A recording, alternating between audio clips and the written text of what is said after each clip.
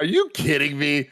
Welcome back to Kinda Funny Spider-Man in Review. That new intro, of course, made by Carter Harrell and Cameron Kennedy. Damn, it is fire. I think I've seen that 20 times this week. I just can't stop playing it. It is one of the most hype intros we have ever had. It's amazing. I just want to ask, what are we gonna do now that we're finishing up the Raimi movies? That's the Raimi font and the Raimi open.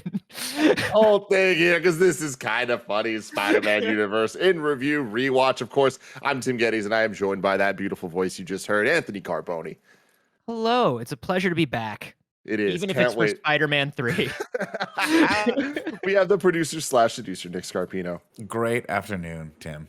To you as well. And rounding out the crew this week, we have the one, the only Blessing Adeoye Jr. My favorite part of those intros, of that intro, are probably the appearances of shirtless Spider-Man and shirtless Miles Morales, two superheroes that we've never gotten the identities for. Yeah, To this day, I'm very curious. The world must know. Of course, this is Kinda Funny's in review, where each and every week we rank and review and recap 2 different movies. We're doing a rewatch of all the Spider-Man movies, all the Sam Raimi ones, the Mark Webb ones, and the John Watts ones leading into Spider-Man No Way Home. Which, real quick, Kev, can you actually bring up the poster?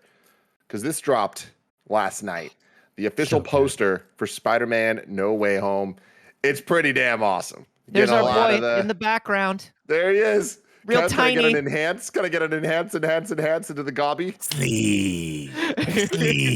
That's Willem Dafoe right there. That's crazy. Let me tell you something. I think Time has proved me right because they are using the same suit and it looks dope. It looks great in that poster.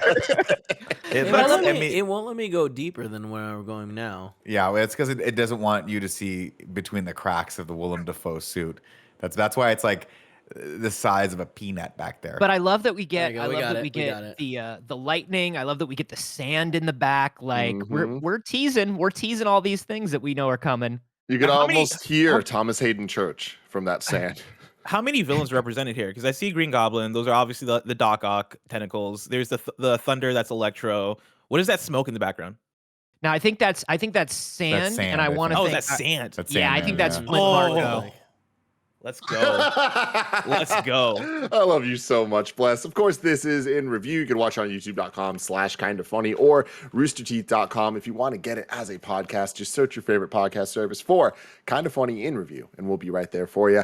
If you wanted to get the show ad-free, if you wanted to watch it live as we record it, you got to go to patreon.com/kindafunny, just like our Patreon producers, Molecule and Pranksy, have done. Today, we're brought to you by Overland, Shin Megami Tensei 5, Raycon, and ARCANE. But we'll tell you all about those later. Guys, Blessing didn't know that Raycon was by Ray J, and we were doing the ad earlier, and he was like, man, that man looks like Ray J. And it's like, Bless, that man is Ray J. Now, here's the thing, Blessing. I didn't know that either, but that actually reflects negatively on you. That I didn't know it. That's the stuff that everyone else that's younger than me should know. But I learned that today too. I mean, it's just wild to me because Ray J I don't see as like the guy that's out there making big business moves. I still see Ray J as being Brandy's brother. I see Ray J as being. How do you see him? Plus? The guy who made the hit single "One Wish," the song that I love so much. What a great hit. Kevin, I think we have to watch the clip again. We just have to, because Nick and Carboni need to see this. I think Nick saw it because they played some Ray J stuff during the morning show. It wasn't that No, clip. Mike said the same thing to me. He was like, "Did you know that Raycon was Ray J?" I was like, "I had no idea," and that prompted the whole him telling me the story about Blessing. But I'm down to watch the clip again as long as it's not embarrassing for me. The clip is golden. We need to watch this clip because Carboni, this might be one of the funniest things ever caught on camera. Kev, please hit play. Tossing the glasses. They're unbreakable. Unbreakable? They're unbreakable. Break them. Step on it right now. No, you step on them. It's your product. You step on them. Go ahead. Speedy, step on them. I can't do that. You can. I bet you I can break these. They're unbreakable. Speedy. They're not unbreakable. Speedy. Don't tell me they're unbreakable. Listen, don't challenge me. listen. Don't challenge me, Ray J. They're I will break them. Listen, Speedy, they're unbreakable. They cannot break. It's impossible.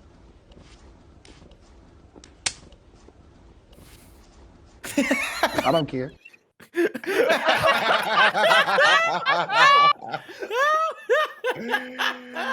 That's great. We watched another one today that Mike showed me, which is how many times can Ray J's beanie like change? Like, that's a good one on his head. That is amazing. The That one is golden. hubris. The hubris. God, I love this podcast. How long is One that? How day long is the that hu- video? The beanie The one. hubris will That beanie's be not very Ray long. We can J's watch it. downfall. Because I kind of want to watch that beanie one. You got Tim? Have you seen the beanie one? I have not seen the beanie one. Oh, Tim, you got to see the Do it. beanie one. I don't want to talk about Spider-Man No, 3. roll the Let's look at beautiful beanie beanies. footage. Okay, roll I'll the find it. beautiful beanie footage because I gotta grab my coffee. Roll the Do your beanie thing, do your footage. thing. Who's trying? Who's Oh, finding what it? a Kevin, are you trying to disaster. find Yeah, I it? got it. Yeah, you know I got it. Yeah, it was on today. Oh, man. This is the best, Tim. Uh-huh. This is the kind of stupid shit that we would do, and you would think it's hilarious, but no We one would deleted all watch trace it. of it. We deleted all God, trace of it's it. so gone. funny. God bless. God bless Hold on, everything. let me go Well, to the history and find it. while that's happening, let me tell you some things here. This movie is Spider-Man 3 with a runtime of 2 hours and 20 minutes. This was released May 4th, 2007. Iron Man was released May 2nd, 2008. I just want to give that context to you all. Wow, things change know? real fast. I was thinking about that as I was watching this movie, and I was like, "Damn, I get it now. I get why people hate on this movie. I mean, I also hate on this movie, but It's such Damn. a clear demarcator of the end of one era and the beginning of another, isn't it? Like Yeah. it's wild. Everything changes. Everything changes. Directed once again by Sam Raimi. Oh, are we ready for the beanies, Kev? There we are. Speed You it up. gotta listen to it. Can we listen to it? I mean, the conversation doesn't matter, but yeah. It's true. Okay. You got kind of an up many high times and over does half that the ear. change? Okay, now it's way back. Now it's way back. Full ear. Okay, now it's just completely pulled down. Full ear coverage. What the fuck? Okay, that's the same. Look at his hat. The audio. Okay, now what happened there? What is that? Now he's a gnome. What? Watch it counted at the end. That's great. All I did, it just was conversation. This must This has be to be done on purpose. Yeah. It's There's gotta no be way. a bit. It's gotta like be. how? How does this happen? that was the one who said I I'm love gonna you get this first. So off quick good. because that's one wish right there. But like, how does that happen to where, like, one, how many times did they capture that conversation? Did they shoot that? No, and then who in editing put that together and thought that that was okay? No, yeah, I but like think what we see happened- shots, we see they cut to his back and he's not adjusting it, and they cut to his front, and the audio is the same, so they must have stitched it all together. It's weird. Something It's like some- that. Yeah. if Ray J didn't think he was doing a bit, the editor was definitely doing a bit. I think Somebody that's just- there understood it. And correct me if I'm wrong, but I think that's just the magic of Ray J. Is the magic. If I had one wish, that's what it would be. Oof. This movie was directed by Sam Raimi. The music was done by not Danny Elfman. Danny Elfman did 1 and 2. This was done by Christopher Young. Composer Danny Elfman does not return to provide the musical score for this film, citing creative differences with Sam Raimi during Spider-Man 2 that Carboni went into a lot last week. Instead, Christopher Young composes the film's score. In December 2006, however, the producer announced that Elfman had collaborated with Young on the film's score music, even though he wasn't credited for it. Interestingly, Elfman turned down this film for Charlotte's Web, which is also about a spider who uses her talents to do good. I don't know why they felt they needed to write that, Yep, but I felt yep. the need to read it to you. No, I love that. It's important. That was good. That's awesome. I thought you were smiling because you wrote that and you were proud. No, I wish. I fucking wish. The budget of this movie, with an estimated budget of upwards of $350 million, it was the most expensive film ever made at the time of its release. So check this out. This film was reportedly the most expensive film ever made in US dollars with a greenlit budget of $250 million. However, with the ground-up development of revolutionary CGI, the astronomical cost of shooting on location in New York, which reportedly was at least $1 million per day, and extensive reshoots, which overran the production schedule an additional 8 months, have led many industry insiders to speculate a final tab of upwards of $350 million. If this figure is true, then only Pirates at World's End beats this. Yeah. At That's this wild. moment, like even currently. And then the Avengers movies are underneath that. That's Insane. I think the final tally on production time was like 2 years and 11 months or 2 years and 10 months. Like they went way over. Crazy. They went way over. But it resulted in a box office of $895 million, making it the highest grossing movie of 2007. Very Oh, yeah. much worth it, I guess. Fun stats for you here. The first shot of the Sandman forming took roughly 6 months to create. Over 1,000 people worked on the film, some of them putting in the 8,000 hours needed to construct the 40 Spider-Man suits and other writing complicated CGI software. And then the last fun stat I got for you here is all of the screams, all of the many, many screams we hear from when Kirsten Dunst were all just reused from Spider-Man 1 and 2. Could have told you that. Could have told you that. That's really funny. Yep. Man. She just had her own Wilhelm scream by the time they were done. She screams and she does puppy dog eyes, and that's what she does. That's what she does. She has red hair that looks better in this one than any of the other ones. It's true. To say something true. nice about her in this movie, her hair looked okay. Carboni, what do you think about this movie? Folks, it's not a great film. If I had to be honest with you, it's not a great film. I think there are a lot of fun ideas in this film. I think there are enough fun ideas in this film for 2 films. And I think Sam Raimi and Sony really butt heads on this one, and you can tell, because he originally wanted it to be a Sandman movie, and I think all that stuff works. Everything else is real weird, guys. This is a weird one, though I will say I didn't have as terrible a time as I thought I would rewatching this. I literally haven't rewatched this one at all. Wow. So, yeah, I think I saw it in the theaters, and I maybe saw it once on DVD back in the day. And I gotta say, the parts that I remember being horrible are still very horrible, but it's not as bad as I remember. Mm-hmm. Nick Scarpino. Tim. Nick. I'm grasping. I'm a little tired right now, and I desperately want to pull this one. So let me see if I can find it here. Because, of course, this movie is known for its classic quotes, not the least of which is, "Hey, hot legs, find me some shade." What the fuck were they thinking when they made these scenes? What were they thinking when they made this movie? I don't understand. I don't understand why they thought it was a smart idea to cram all of these things in there. This movie's all over the place. And if you watch it and you're not a fan of Spider-Man, this is a great film.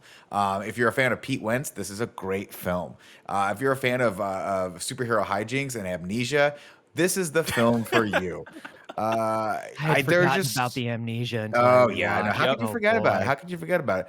But Tim, I had my if own I ever get amnesia. amnesia and you walk in and I think maybe you killed my father, but guess what? I can't remember anyway. You know what I'm going to tell the nurse when you guys leave?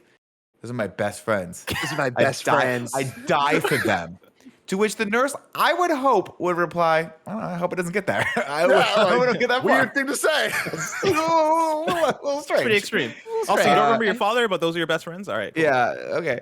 No, this movie is just a hodgepodge of a lot of cooks in the kitchen, a lot of poor decisions being made, and one too many items, or one too many elements, I should say, right? Because the Sandman, I actually really do like that story. I think Thomas Hayden Church does well with it. I like the fact that it was a good attempt at making a villain that was conflicted, right? Because we can all understand his motivations, and I actually think that, despite the fact that it's completely revising the history of Spider-Man, that scene between him and Uncle Ben, where he's like, "Listen, man, it was a mistake and I was scared and the gun went off and I didn't know," that hits for me. So a lot of those elements, it almost makes it worse because you're like, oh, you had good stuff in there. Like you had a good meal. Why did you decide to just pile crap on top of it? And then of course, just the utter disregard for Venom and just how they played the Venom stuff is just like so haphazard and so tacked on. I mean, get me started on Goblin.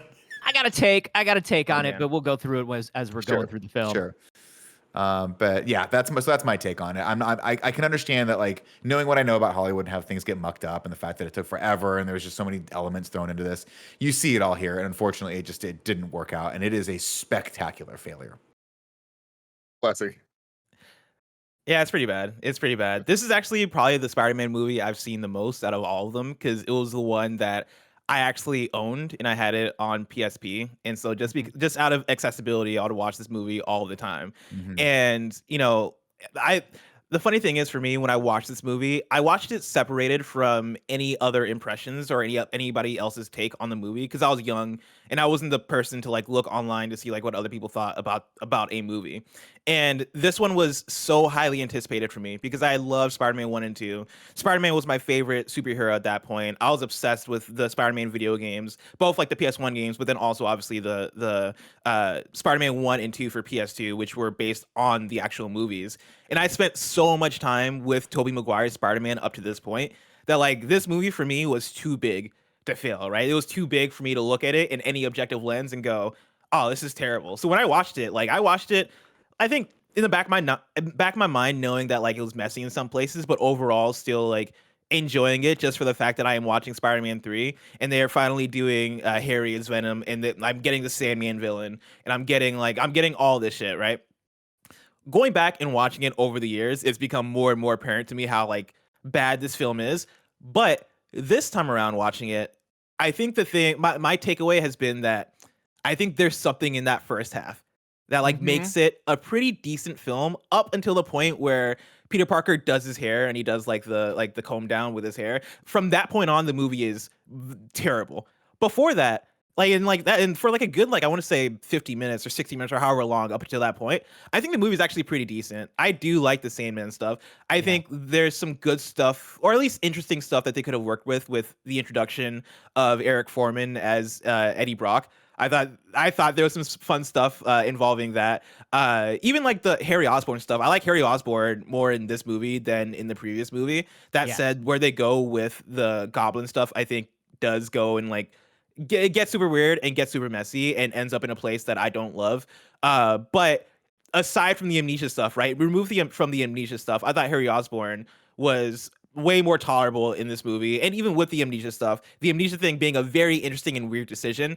Even with that, I thought there was some fun bits in terms of what his relationship is with Mary Jane and like appropriate. Weird. And Mary Jane in this movie is weird. There's like a lot of weird stuff that I'm sure we'll get into once we get into the details. Yeah, I've noted it all.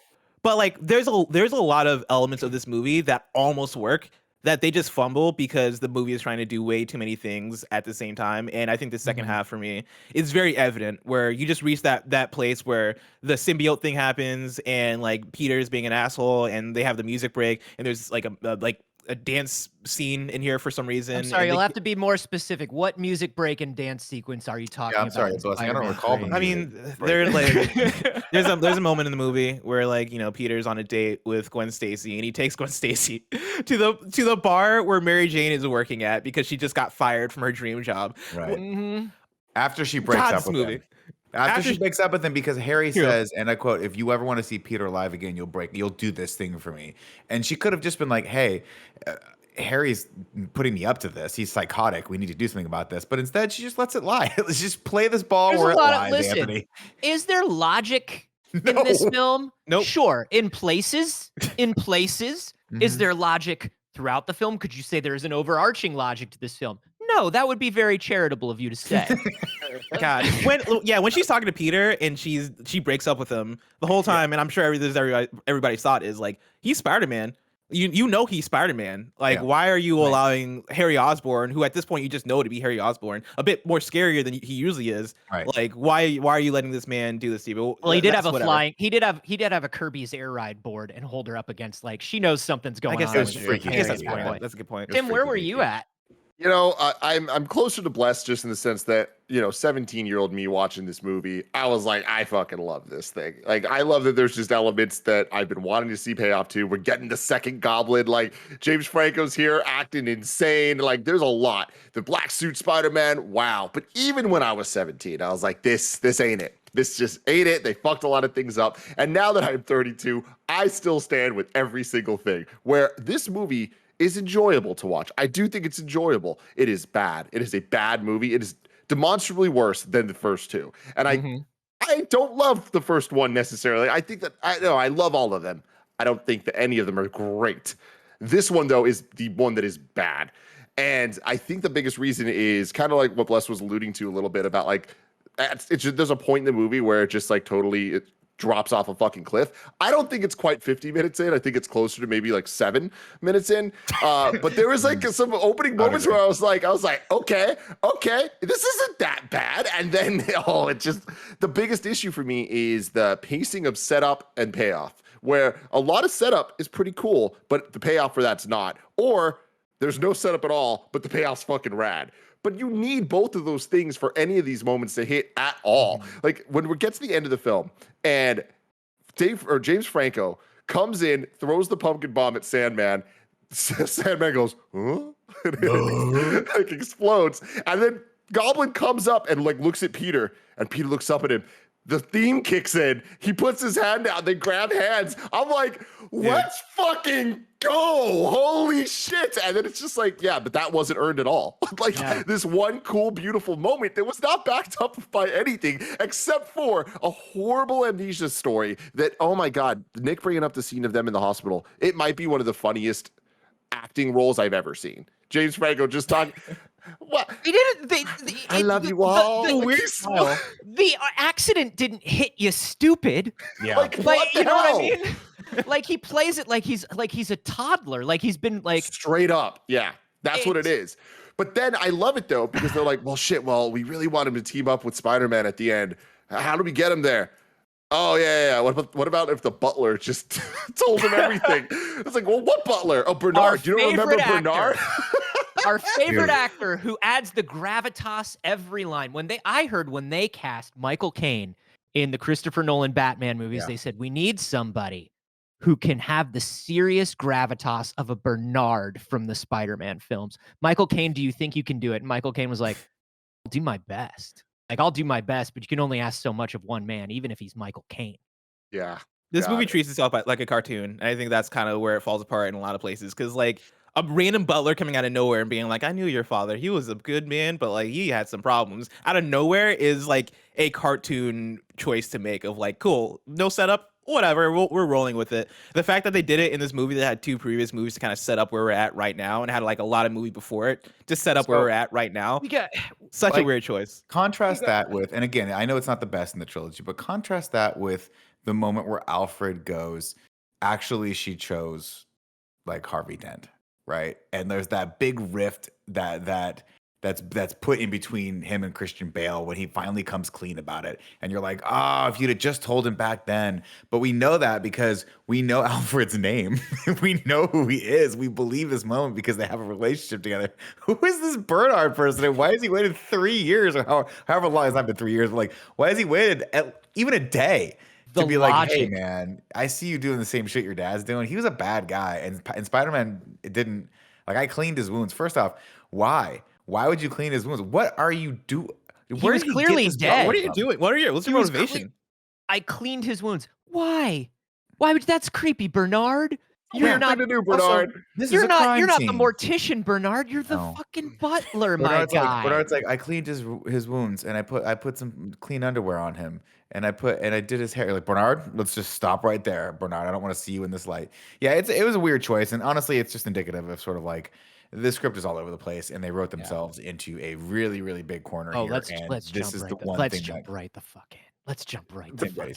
But just to back up what you're saying there, Nick, it's like even elements that I at the end of the day would say I like more than I dislike, like Sandman, like everything we're talking about. It's like, oh, he's like sympathetic and all that stuff. But then he also isn't at all. Like, I feel like we just want to see that because he's kind of just ready to murder motherfuckers, and he turns into a big rock monster and he's fucking shit up. And like when he sees Venom, this fucking scary monster in an alley that to him is not explained at all, he's just like, are you trying to kill Spidey? Yeah, he fought him out, let's go fuck him up. Like, that is insane and impossible to be empathetic towards at all.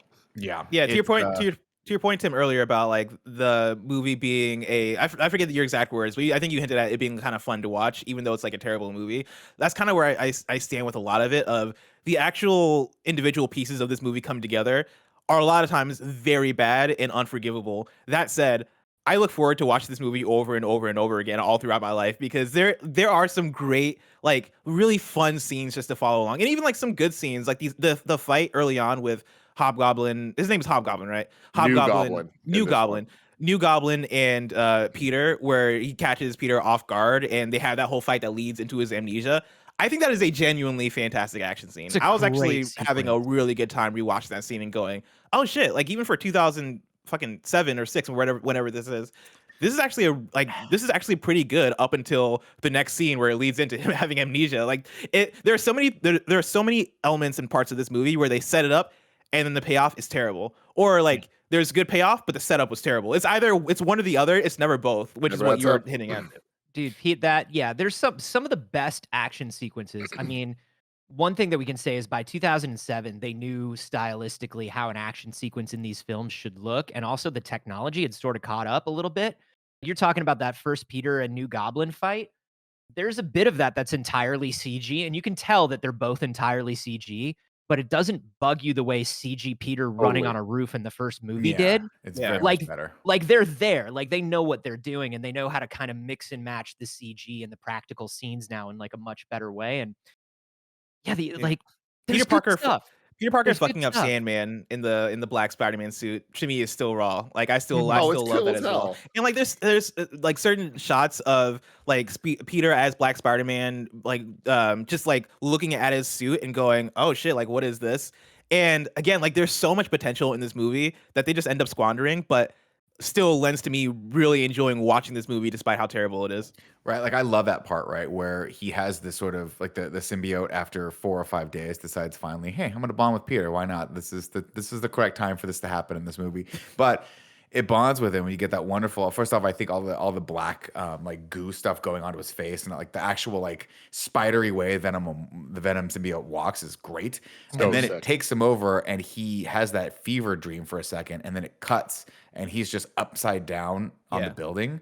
That is such a cool moment because he's like, how the hell did I get here? He's just been in this like trance until he wakes out of it. Yeah. And then he just flips upward from the building, like to show how much more powerful he is than he was before. So stuff like that definitely works. But then when you guys talk about that original, that first scene, I do like that scene, but for some reason they cut over to Tobey Maguire's face, and he's just so goofy in parts that it just ruins it. And I don't mean this as a disrespectful thing to Tobey Maguire, because I think this is just how they wanted him to be and it's just him. He's just kind of doofy looking at parts because he's kind of supposed to be dorky. But it kind of takes a lot of the drama out of these fight sequences when you cut to him and he's just like I'm just laughing because this is the running thread of Nick Scarpino and Tobey Maguire's punchable face. And and like I understand, man, there's some of those reactions where even like I saw one. Oh, at the end when Harry gets impaled and they do the thing where they look at each other, Tobey Maguire's got such a Tobey Maguire look on his face that I literally thought to myself, I'm gonna hear about this from Nick tomorrow because this is a bad one. This is a bad one. It's just again, we can't really compare these to the other Spider-Men or the other actors that have played Spider-Man because we haven't hit that yet. No future spoilers. But like when you talk about Tom Holland, the way he plays the character and just kind of having it be a lot more real feeling and a lot more charismatic. I'm glad that we got there. But again, to your guys' earlier point, this is the end of the era, and I cannot wait to just carve this bad boy up. Let's do it. But before we get to the plot, let me tell you about our sponsors. This episode is brought to you by ARCANE, the Netflix original series from the creators of League of Legends. ARCANE is a 9-episode, 3-part series that follows the story of 2 young girls, Vi and Powder, who were born in the Undercity beneath Piltover. Their eagerness to prove themselves sets a series of events in motion that take their relationship to its breaking point and transforms them forever. Witness the animation event of the year and see the champions you know and love, like Vi, Jinx, Heimerdinger, and Jace's stories will all intertwine in this action-packed series, whether you've played League for ages or if you're a brand new person to Runeterra. ARCANE is the perfect introduction to League of Legends' vast worlds, following the origins of some of its most iconic characters. It dives into stories behind one of the most played games of all time, and you can too. Prepare for the epic battle that's only the beginning. ARCANE is now streaming exclusively on Netflix. Next up, shout out to Shin Megami Tensei 5. It's the newest installment in the acclaimed JRPG series developed by Atlas. You play as a young high school student who's granted an accursed power to save his life. He becomes a new being that's neither human nor demon, a Nahobino. There you go. And you're suddenly transported from modern Tokyo to a post-apocalyptic world. You'll explore the demon-infested wasteland of an enigmatic realm that's filled with mythical deities and demonic tyrants in constant conflict for survival. Search for answers and forge your own path in a battle between light and dark, and your choices will dictate the fate of the world. Turn formidable foes into worthy allies by recruiting them via negotiations, then fuse them to create demons customized to fit your playstyle. Shin Megami Tensei 5 has been fully rendered in 3D, utilizing Unreal Engine 4, a first for the mainline Shin Megami Tensei series. You can pre-order the deluxe and standard editions of Shin Megami Tensei 5 today on the Nintendo eShop. Next up, shout out to Overland. You all know that cozy is my middle name, but there's nothing I like to do every day that's cozier than slipping into some Overland sheepskin slippers. I've been using these, G's been using these, Greg Miller has been using these, and he is now a proud papa walking around with that baby, and his feet have never been comfier. Overland uses expert craftsmanship to pair the highest quality merino sheepskin, which is naturally moisture wicking, temperature regulating, and antimicrobial. And you know how I feel about microbes. With supportive memory foam midsoles in order to make slippers that feel better and wear better for longer. Don't wait another day to slip into something way more comfortable, or give it as a gift to somebody that you love. Get the best, highest quality sheepskin slippers on the market at overland.com/kindafunny. You'll get free shipping and free returns. I recommend you go today because these slippers are slipping off the shelves, everybody. They're so beloved that they've been known to sell out. That's overland.com/kindafunny, overland.com/kindafunny. And next up, shout out to Raycon. It's never too early to start holiday gift shopping, especially because right now you can save big on the best everyday gift. Some Raycon wireless earbuds. Cool Greg's been using these, training for his marathon, getting his run on, and he got the jams in his ears. Raycons have seamless Bluetooth pairing, a noise isolating fit, and amazing sound quality, which now you can customize thanks to their new sound profiles on their new everyday earbuds. They've got 3 modes you can choose from: pure, balance, and bass, so you can always have just the right amount of bass, and boom, baby. So this holiday season, get the ones you love, something that they'll use every day, whether it calls for music, for calls, for work, for play, home, or on the go.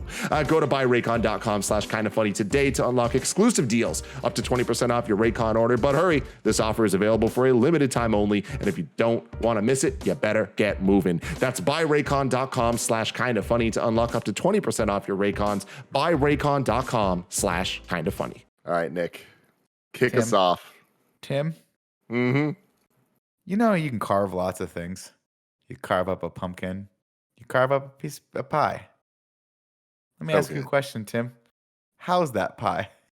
So good. So good. So good, Tim. That's what this movie is. I live for love this that movie. scene. That whole for that scene is why I say this movie is enjoyable, because the whole movie has the tone of how fucking absurd. This movie is absurd. Like, everything about James Franco is absurd.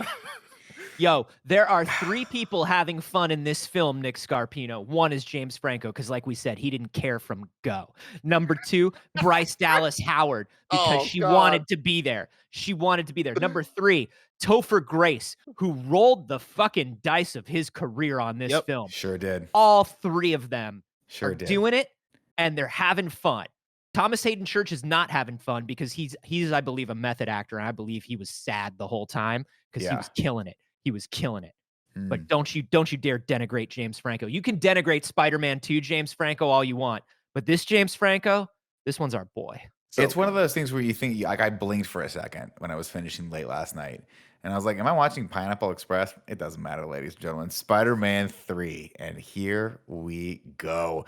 This title sequence is a shattered mess. Is that foreshadowing? I don't think so. I think it just ended up being that way. It's me. I love it, though. I love that it's the Raimi theme, and then it mixes in with the kind of like darker, sinister theme, and we see the Venom like stuff tangling over the webs. Love this intro sequence. Apparently, in a lot of European and South American markets, this movie wasn't just called Spider-Man 3. It was called Spider-Man 3, like Dark Reflection. And so they were going for this whole like shattered mirror thing, cool. I think. Well, they nailed it. It's me, Peter Parker, your friendly neighborhood. Well, you know. I love a good Tobey Maguire VO. I swear to God, like, they're not going to do this, but can you imagine if Spider-Man No Way Home just starts with Tobey Maguire talking? I'll stand up and applaud. All 3 of them. All 3 of them have VO. Somehow believe- and they can hear each other's VO. They just communicate in VO, but they're all still talking about like themselves in the third person. God. Anyway, things are turning around for old Pete. The city loves him, and he's crushing all of his classes. And even dead Uncle Ben in heaven would be proud. Bryce Dallas Howard is Gwen Stacy. Why not? And Peter is in love with MJ, who is now a popular Broadway actress who cannot sing to save her life. But But it they doesn't allow matter. her to sing for an extended scene. Like, why did this scene of her singing go on for like 3.5 minutes? Folks, that's musical number 1. Let's keep track of music and dance numbers in That's this fair. superhero film.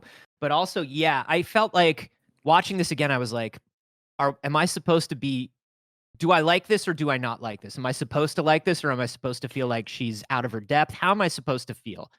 And I couldn't really figure out what we were supposed to think. So when we get to the point where she gets fired because she's a bad singer, it's very weird because I don't think you're supposed to think she's a bad singer. But the person they cast after her actually can sing. I'm not sure who that actress was, but she has way better vocals. Right. And so you think to yourself, wait, why would she be cast in this to begin with? I mean, it's a Broadway play. Like, why would they even it's a musical, for Christ's sake. Like, I don't know if you guys have ever seen a musical on or off Broadway, but it involves singing generally. And you generally don't put someone in the lead that cannot sing. But I guess Do you maybe know that she was I a- auditioned? Do you know that I auditioned for the Spider-Man musical in New York? You really? You literally and metaphorically dodged a bullet on that one. I know. It was really early on. It was when I first moved to New York, so it would have been very, very early on before like when they tried to do it and then they shut it down and then they tried to do it again like 10 years later.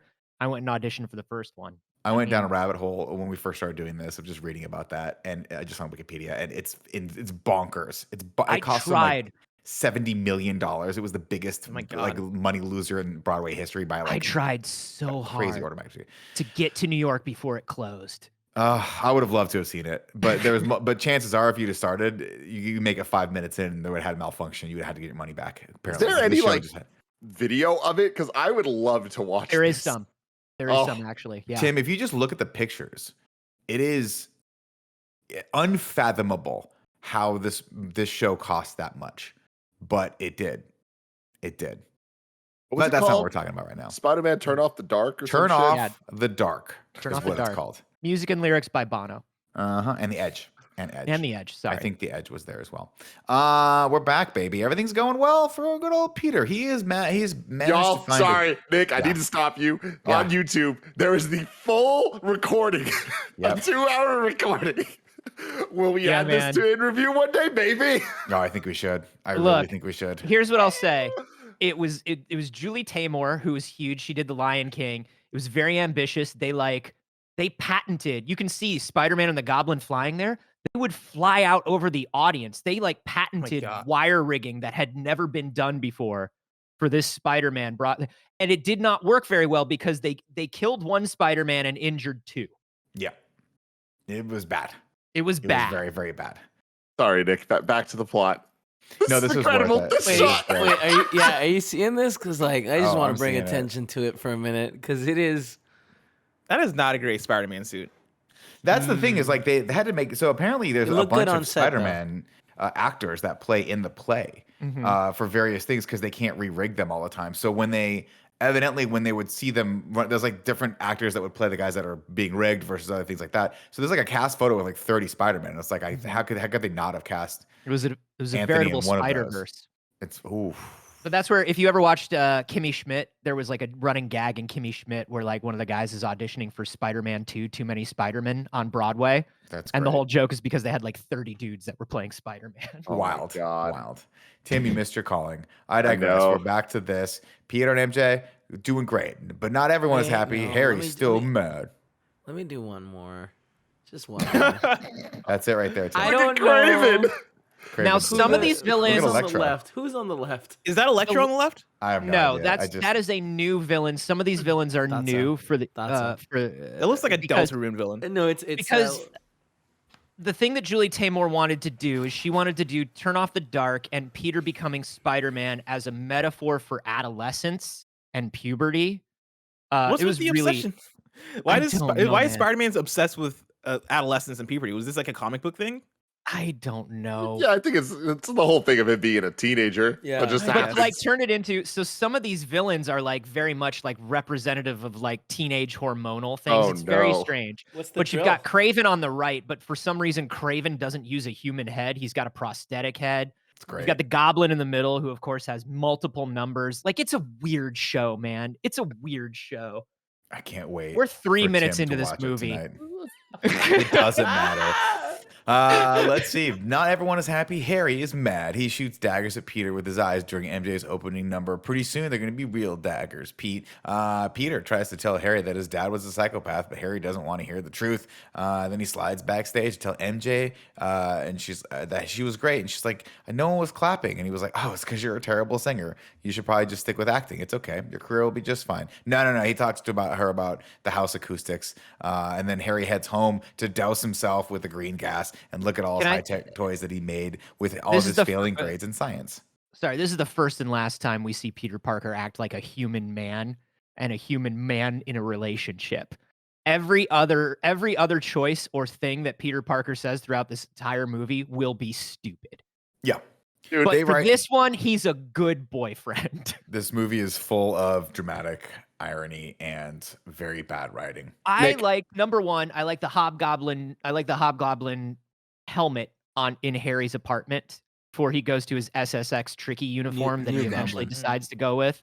No, there's a But he does- hobgoblin in the little like office thing. Orange, right? Yeah. Was it orange? Yeah. Yeah, it's like an orange. It's like an orange and chrome, like a chrome version of the hobgoblin. But it's cool. And I also that scene is kind of dope. You could tell James Franco's having fun, and he like comes out looking powerful. And I like that scene got me hyped. But it It's looks pretty jacked in cool. this. Yeah, Nick, I need to get your opinion on something though. Mm-hmm. James Franco, like we see Toby watching MJ sing, right? Mm-hmm. But then we get a cut to James Franco also watching her, and he just has these weird little binoculars. What are your thoughts on the binoculars? He's the only one with like old school opera glasses. It's just that I think that James Franco was purposely trying not to get hired back for the next one. I think he was desperate because there's also a part where when he looks down, he looks like a child that like just got into the cookie jar and just shit his pants while he was doing it. James Franco is perfect in this movie. How dare you? I do want to point out though that he's made not one, not two, but like 10 pieces of new tech after his father died. This man that we And have seen for 2 movies now is struggle inept. with science, struggle with basic science, and he has made a new glider. Now, I'd like maybe he started green gassing himself earlier, and it increases your intelligence, but just keep that in mind. Over in the park, Peter and MJ lay on a big old web that he shot out into the stars. And I'm like, oh, that's cool. No one can see him. And then it cuts down to the ground. And you're like, oh, they're 10 feet off the ground. If anyone walked again, by, they would see this. Just quick. Scenes like this where people are lying on webs really does make me wonder what those webs are made of since they come out of Peter's body and how long it takes him to make them and what he has to eat the next day. That's all. Yes, yeah, probably a lot of broccoli. A lot of asparagus. Peter professes his love for MJ, and she's like, I'd like to sing on stage for the rest of my life with you in the front row. And he says, I'll be there. Uh-oh, though, Tim. Uh-oh, what are they watching in the sky, Tim? Lots of shooting stars, one of which lands 15 feet away from them, but they don't hear it. And that is how we introduce Venom. Venom. I want to say that the thing that we said, which is why wasn't it just John Jameson? It was in an early draft. John Jameson had brought it back. It was in there. And this is the first of one of the things that I think people say that, oh, Sony wanted too many characters in this movie and like Tobey Maguire wanted out. And there were lots of reasons. Sam Raimi also, I think, was being real stubborn about this movie. And anything that Sony wanted, he didn't want. And he did as silly as possible just to sort of spite them. He could have done the John Jameson thing. He could have moved this stuff along. He could have made these things make sense. Because he hated them, sort of chose not to. Okay. And That makes him a bad person. I just think like we'll see more of this, but this is the first time we see it because why would it just be random? Why would it attach to the moped? Why would why? Why wouldn't it's not even that an asteroid hits near a farmhouse and the amazing Spider-Man goes, 1 second, MJ. I'm gonna go make sure everyone's all right. Check out what that is. Yep. See, this is how much leeway I end up giving these films, and like this will give you context to how I view these films and like how much like excuses I let them get away with. When I saw that, in this time around, I was like, oh, it's like a metaphor for the first movie. Like he got bit by a random spider, he's getting like attacked by a random symbiote. Oh, it makes sense. Look at Cinematic you. parallels. I like you. You're doing it. You're making it It's work. like a poem. Exactly. Yeah. Have you back heard in of the circle city. theory of storytelling? God, it's otherwise known as bad writing. The symbiote, of course, breaks free and attaches itself to Peter's moped before it takes off. Now, a lot of people are asking the question: what are the motivations of the symbiote? Is it to observe and report, Tim? Is it to just hang out in the closet for the next 4 days? Or is it to find someone who's strong and attach itself to that person so it can enable that itself to become like uber powerful and take over the world? I can tell you this: it wants to dance. That was option 4, and that was that was a test, and Carboni, you just passed. It loves jazz and it wants to dance. It's like, on my planet, they don't have jazz, and I was an outcast, and now I Loser. Slap me some shade, hot legs. Back in the city, Flint Marko has escaped from prison, and heads to the least likely place that the cops will find him, his apartment. Now, a lot of people say don't head to your apartment that you live in where your wife and child are when you're escaped from prison, but have you ever tried? You know what I mean? That's my question to you guys. Everybody returns to the scene of the crime. Nobody returns to the scene of just hanging out. Very true. Penny wakes up and he does good in this scene. Thomas Hayden Church doesn't have a single line, and it's just he just does good. Well, he's a really good actor. Yeah. And I like the setup, obviously. Aside from the fact that it's silly that he would go home, he brings his.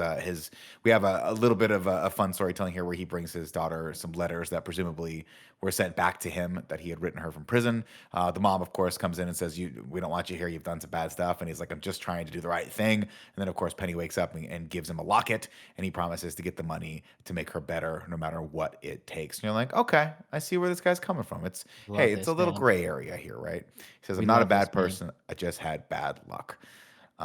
Then we head back over to Peter, who heads to Aunt May's house and scares the shit out of her with news that he's gonna marry MJ. He's like, "Aunt May, it's MJ." She goes, "Oh my God, what's happening?" He goes, "I'm gonna marry her." You old woman, you old bat. I hope you have a heart attack next time. Just like she has PTSD from the Goblin glider. Oh, like yeah. she's just, 100%. But this Spider-Man is ready to propose. I just like the logic of this world they're presenting to us just doesn't add up in any way. I don't believe you. Your relationship clearly is not in a propose-ready state, Peter Parker. Well, he's still a freelance photographer making his way through college, and she's let's put it this way. I think what he was thinking, Tim, is the same thing we thought when we partnered up with Greg.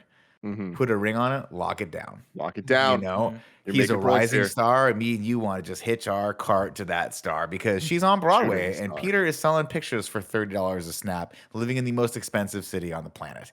So maybe not a bad strategy for him. They try to like give the impression of time passing and like try to let us fill in sort of what it is. But you're right, Tim. It's like they're asking us to fill in a whole lot of good times that Peter and MJ just haven't had yet.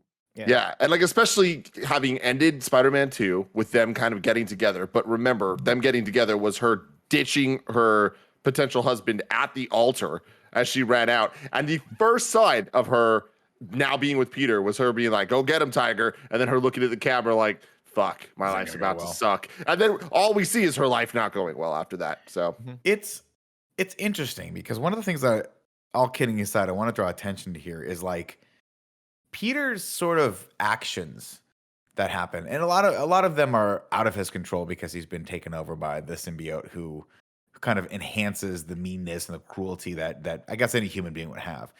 But in this movie, he murders someone. Yep. Or so he thinks. And then he hauls off and backhands MJ and never apologizes for it. Never once. Now, granted, you could say, hey, he accidentally hit her in the scuffle of trying to incapacitate and or kill a fucking bouncer. There's just a lot of stuff that happens in this movie that makes him a very unsympathetic character, and we're just sort of supposed to forgive it because we're told that Pete's a good guy. And even up until the end, nobody knows that the symbiote did that to him. He doesn't tell anybody that he ever that tells her. He doesn't tell anyone. She has no idea. I don't think She has no idea. what the hell's But going she's on. just like, "Hey, are we good? Yeah, I guess we're good." Do You you want slapped me to? that one time, but I guess it's fine. I would have really literally parade another woman in front of me and then Yeah. punch me to the floor. Yeah. But I guess we're good. And you danced all over my place of work. You danced Yeah, all you over shit on my my work. place. all of over work. it. All over it. God, that's the biggest, Nobody that's the dances biggest all over offense. my place of work. Oh, God. Aunt Nobody. May is like, all right, cool. If you're gonna propose, you might as well do it with this. And then she tells him a story about how dead Uncle Ben fucking nailed his proposal. And apparently, I can't remember how it goes, but I think it went something like he went to Disneyland and he had his best friend Tim film it. Then he gives her, he's like, here, take this tiny little itty bitty wedding ring. I'm sure she'll love this.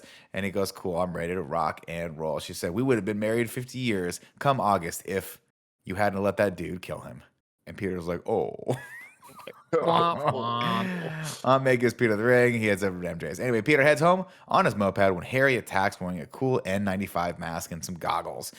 Kids, consider wearing helmets when you fly around the city with your hover goblin. The SSX tricky of it all. I Honestly, love it. It's so 2007. Everything about these decisions. The green neon glow. Snowboard Fuck yeah. pants. PlayStation ridiculous. 2 X games of it all. I am I'm actually so into this. I think it's very weird that he doesn't wear that third helmet that we see. You know, because it's Goblin, then Hobgoblin, and then his final, like, it's tricky to rock a rhyme helmet. Right. And, like, he's not wearing that. He's just Francoing around the city. He doesn't care. He's just Francoing around. he's just Francoing about.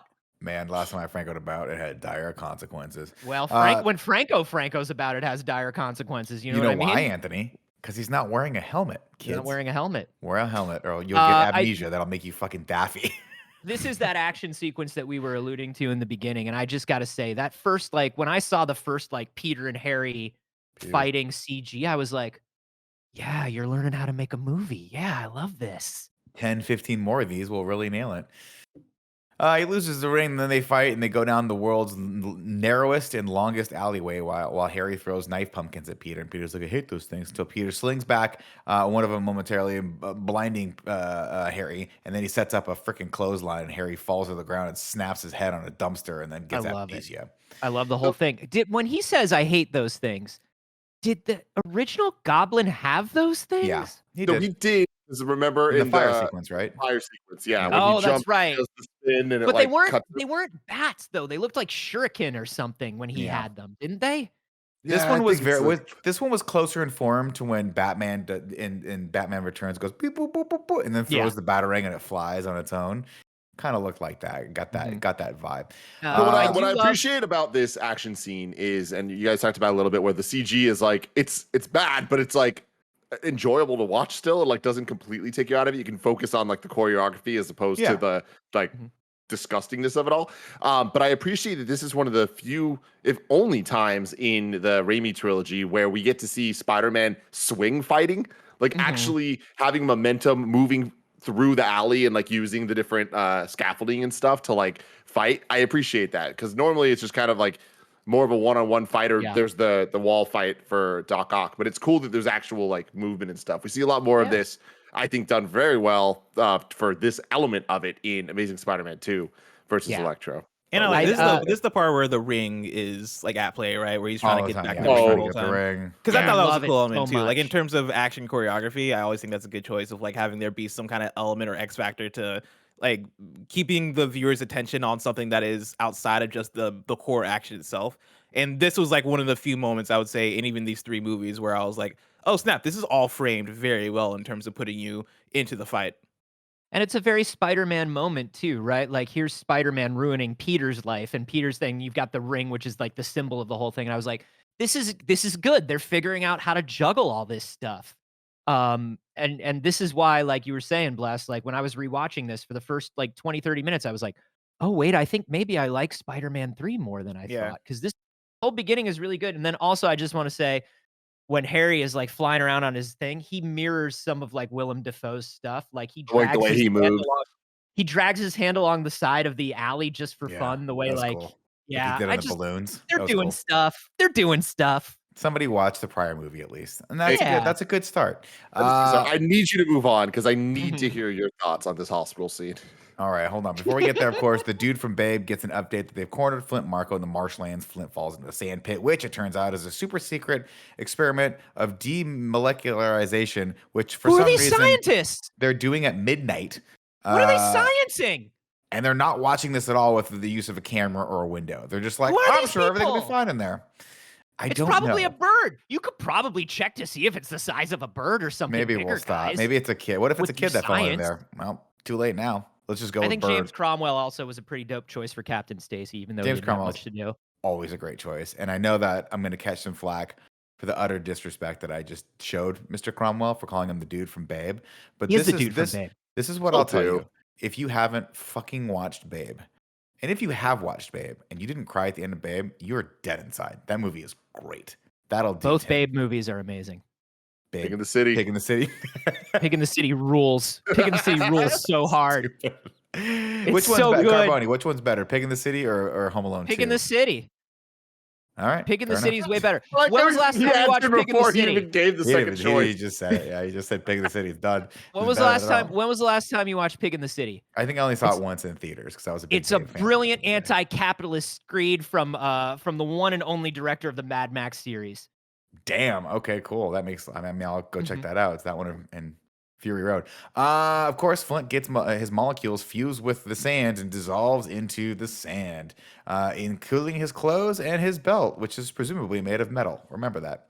This Haley- scene is incredible. And it's like, it's obviously dated now, but it was at the time, like so much of the stats I was saying earlier, like this is the reason that so much shit was delayed. Like this scene alone took so long, and like it was pushing CG forward in such an incredible way. But I love that they tried to get artsy with it. Like I love the score. I love how just kind of they let this all play out, and we see the rock start to move, and as he gets up and like kind of falls, and it's like this beautiful story of man. Yeah. And then the rest of the movie happens. But also just the sound mix of this entire scene might be the most intense thing I have ever experienced in this home theater. The Atmos mix on this, it's spinning around, and it sounded like I was in a blender. Next time you guys come over, I need to show you because it will scare the fuck out of you. I am not okay with it. I don't know how it got approved. It is bad mixing for sure. It's a really good scene, though. Yeah, Yeah. I loved it. And then we're like, wow, this movie's pretty good so far. I wonder if there's anything bad right around the corner. Harry wakes up in the hospital the next day with no memory of anything. But instead of using this amazing opportunity to talk to your friend about the things that have happened in the past when he's calm and collected, Peter just lets it ride. He's like, you know what? Shit's really going my way right now. I'm just gonna ride this tremendous fortune and wave of luck until it crashes against the shore. He literally says to the doctor, "Oh, do you think this is going to be permanent?" The doctor's like, "It might be," and he's like, "Fuck yeah, paycheck." Good enough for me. Hell yeah. Yeah, the doctor's like, Peter is such a self-centered coward, man. hilarious. But And you then- saying that he acts like a toddler, like holy shit, like that, he nailed it. Like I couldn't put my finger on it. Like what was the direction there? He's so fucking weird. Frank- Like if you cut over and he was just smearing his own feces on the wall, you'd be like, "Oh, Harry, Okay. stop, Harry." He's like, "Can we go get pudding, Peter? He's like, We go "Yes, get pudding." Harry. Yeah, We Harry, can. we'll Harry's go get been pudding. good. buddy. Harry's a good boy." Let's see. Then they leave, and the nurse tells Harry, "Hey, man, you got some lovely friends there." And Harry says, "My best friends, and I give my life for them." And the nurse replies, "That is very dramatic. It's a very dramatic thing to say." And he's like, "I'd also That's kill for them." And the nurse is like, "Okay, this is gonna go. This is good." That's literally not the way Harry acted before his Nope. memory loss. No. Like, why would they're not going back to square one? They're going back to something that didn't exist. Over in the marshland, Flint tries over and over again. This is to me is the standout scene in this movie, in my opinion. I like it. I think it's very indicative of the character itself and how he's trying to like. He's just trying to come back and like redeem himself to some degree and like do this Yeah. thing, and he keeps falling over and over again until he spots the locket from Penny, which I'm not even mad that it's made of metal and so is his belt loop, and so why the fuck would, or his belt buckle, why the hell would this locket still be made there? Why would it not have gotten dissolved into sand as well? But it doesn't matter because when he spots Penny, Maybe the belt buckle's off frame, Nicholas. why are his pants and his shirt still there? I don't know. Because science. But he Just that science. gives him the motivation he needs to put himself back together and go to work. I think this is awesome. This is one of those scenes. The scene that Tim was talking about, it took forever to render and all the animators and all that stuff, but I think it's totally worth it. They did 3 years of research for the sand effects, which was like crazy. They had like sand sculptors like come in and do stuff for them. They were like doing wind tests. It's crazy. Like if you ever get a chance to watch like the behind the scenes making of for the sand effects, it's nuts. It's pretty cool. The next day, MJ comes over she's like, "Oh my God, the reviews are in, and guess what they said? I can't sing." And I was like, "Wow, I actually do have good opinions on things." It turns out, Tim, regardless of what the comments say. And Peter's like, "Don't worry about it. This shit happens to me all the time. I'm Spider-Man. People are always trying to criticize me." And she's like, "No, I look at these words as if my father wrote them." And Peter's like, "Oh, I'll pretend like I didn't hear that because that's a lot to unpack right now, and we got lunch reservations." Of course, when she's like, "It's not about you," and he's just like trying to put the happy face on, and he's talking about like himself. I was just like, "Holy shit, this dude is such a self-centered like." Let's just fix it and move on. And here's what I'm like, and it's just like, dude, Peter is the worst in this movie. I cannot defend. I've been defending the Raimi Peter, to you guys, and I can't in this movie. He's indefensible. He's Not horrible. He's not my Peter. Hashtag The scene not is my interrupted by Peter. Now hey, Cliff Robertson died making this movie. No Cliff Robertson jokes, Nicholas. Yeah. Don't you set him off, Timothy. This was Cliff Robertson's last movie. Yeah, it was, unfortunately. Fuck. That's a hard one to leave behind. Yeah. The scene is interrupted by a police call that comes over the scanner that talks about a crane that's out of control. Man, the Spider-Man universe, we are just obsessed with cranes in this household. And then cranes. He looks at Mary Jane and he says, "Go get him, Tiger." And she's like, "No, bro, we're talking here." And he's like, "Sorry," and he bangs out. Turns out, though, we cut over. Gwen Stacy, very multifaceted. Very, very smart scientist, dedicated college student, and also copier machine model. Making Gwen a model was a very interesting choice. It was an interesting choice. And it's funny because you think, oh, okay, well, she's a model. That's going to come into play to some degree. Or maybe the copy machines or whatever the hell she's modeling are going to come to play. None of that has any relevance to anything. I think they just wanted her to like be on all fours on a copier machine because that would be sexy or something like that. I'm not quite sure why this happened. She could have literally just been in the building. That's the thing is like there was no reason for it to be a photo shoot. And if you're doing a photo shoot to show off Gwen Stacy as like hot model or whatever, like even this was weird because she was just like hanging out by a copy machine dressed for The Office. And I'm just trying to figure out, like, taking the model thing from MJ and giving it to Gwen. I think that's like, what it was. Like, what are they trying to do here? And I think this is more indicative of the Raimi thing where it's like, he doesn't know what to do with women. Doesn't know what to do with these women. I mean, that's what this reads to me as is like it's them going, terrible. how do we make a character that's somehow worse than MJ? And that's how we get Gwen Stacy. Because like to the model thing, like, I don't know, like it doesn't make sense, and it doesn't feel the way they introduce Gwen doesn't make her feel like an important character to the story. Like it's not until later scenes where she comes back. I remember watching this movie the first time where she comes back, and I was like, oh shit, was that the girl from the last scene? Like this movie does not treat her like an important character, even though she's somehow an important character. But we have an interesting setup for it, right? Though, because the first time we meet her, she answers a question that's very sciencey and beyond my ability to answer the question. And so you're like, oh, she's smart, and she's obviously going to Columbia. Is that where Peter goes? Yep. I don't know, whatever university it is, it looks expensive. So she's smart enough to get in. We know her dad's a cop and he's on that cop salary. So she's got some scholarships. Presumably she's put the work in here. There is a nice dichotomy between Gwen Stacy and MJ in this movie. And to pit these two characters sort of against each other through Peter could have been interesting. It could have been interesting to have MJ be jealous of Peter's relationship with this woman who has a lot in common with him. Or vice versa, have Gwen be like, I have a crush on this guy Peter because he's super smart, he's in my class, kind of dorky, and he's dating this famous Broadway actress. Like that's kind of there's some interest there that we could have played the idea with. That we make her a copy machine model. And the idea that she and Peter could vibe on that level, you know what I mean? Like that could be something. He's getting something from Gwen that he doesn't get from MJ, right? And especially when you're trying to set up Eddie Brock, who we are about to meet in the worst way possible. Oh yeah. setting up Eddie Brock as a mix between his amazing 616 Earth 616 and his Ultimates Ultimate. universe. It's kind of interesting. The idea of Eddie Brock as a bizarro Peter Parker, I think, is an interesting idea, and I think is something Sam Raimi tried to take to make Venom interesting to him, because Sam Raimi hates Venom. So Eddie and Gwen being this bizarro Peter and MJ could have been a very cool thing, but they just set it up and then just leave it. They do nothing with it.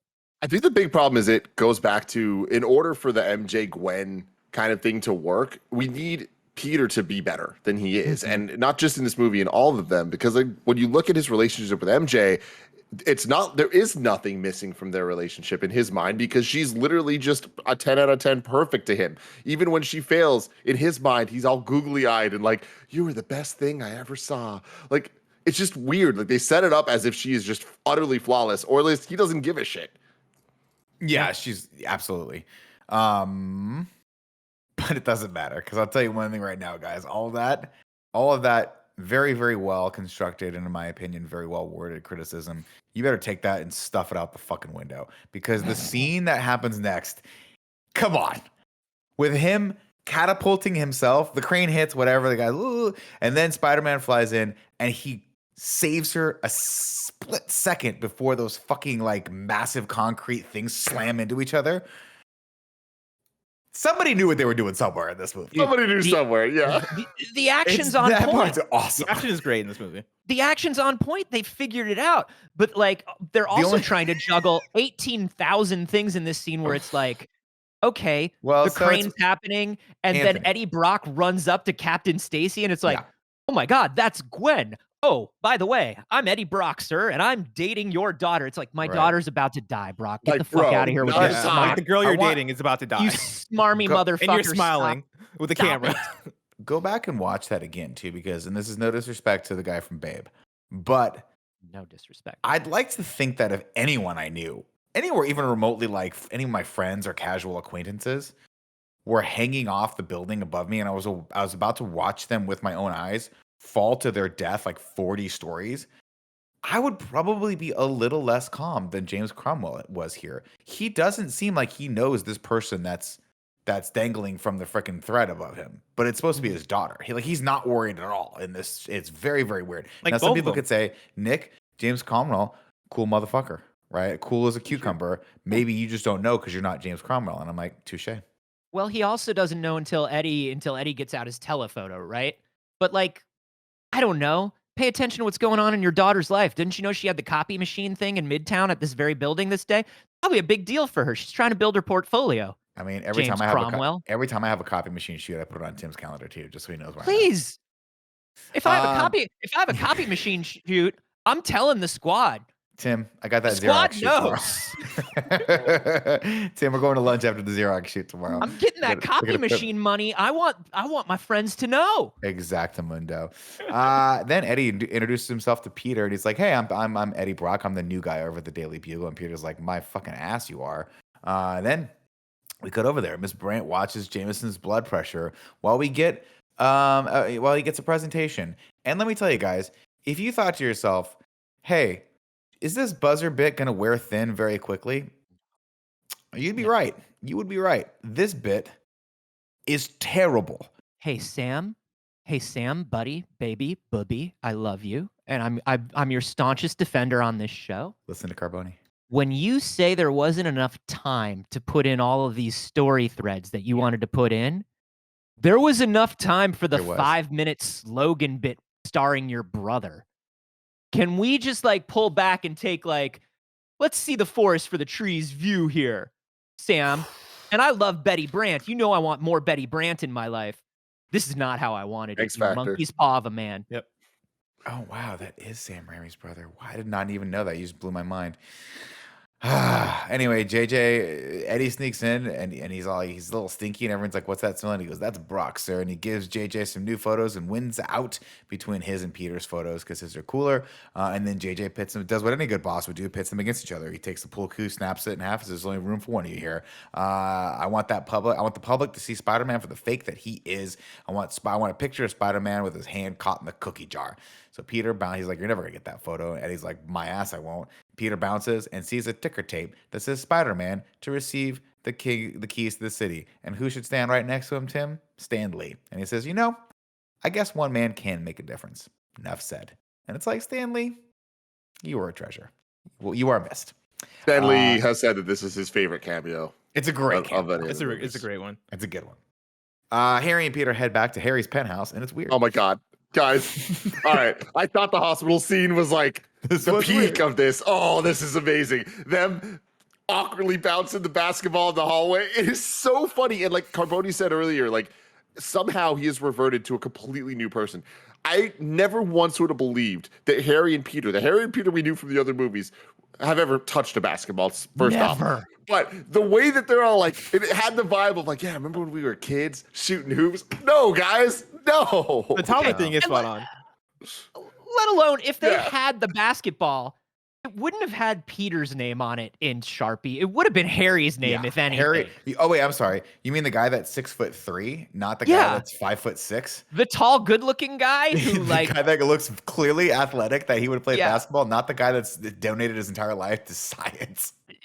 How did Peter Parker own one basketball? Get out of here. Get out of here. And they're just bouncing the ball through the Dakota or wherever the hell Harry is supposed to live. And fucking Bernard is there and he's just saying things and he just can't even deliver a line. Bernard is in there and he's just like, oh, boopity boopity boop. And I'm just like, I can't even remember what Bernard says because it doesn't sound like a human. It just sounds like a man reading off a card. Yep. It sounds like a 1990s speech synthesizer. You remember when you used to type into Max? Yep. Like back in the 90s, you'd be like, I can make my Max say, I can say I can make my Max say poopy poop poop. And it doesn't sound like a human, it sounds like a robot. That's what Bernard sounds like. It sounds like they're whispering the lines in his ear as he's trying to say them. Why didn't they recast Bernard at any point during this trilogy? I don't know. Bernard! But I'll tell you this right now, guys. Peter throws the ball. He's like, catch. And Harry's like, oh, and then stumbles and then catches a vase and palms the ball. And then Peter goes, you still got the moves. What moves? The moves, Anthony. The moves. In the first movie, Peter gets into a fight and somebody asks Harry to help and he refrains. And that's the most physicality we ever get out of Harry. Yeah. Mm-hmm. MJ heads back to her show and finds that they have replaced her with a lead that can actually sing. And no one's surprised. This is you do not get fired from a Broadway show with a message on your machine. Well, they said there is one throwaway line where he's like, we called her agent. Did the agent not say that? And it's very, very sad. And the producers are like, we can tell people that you felt ill or something like that. And she's like, no, I'm just going to bounce.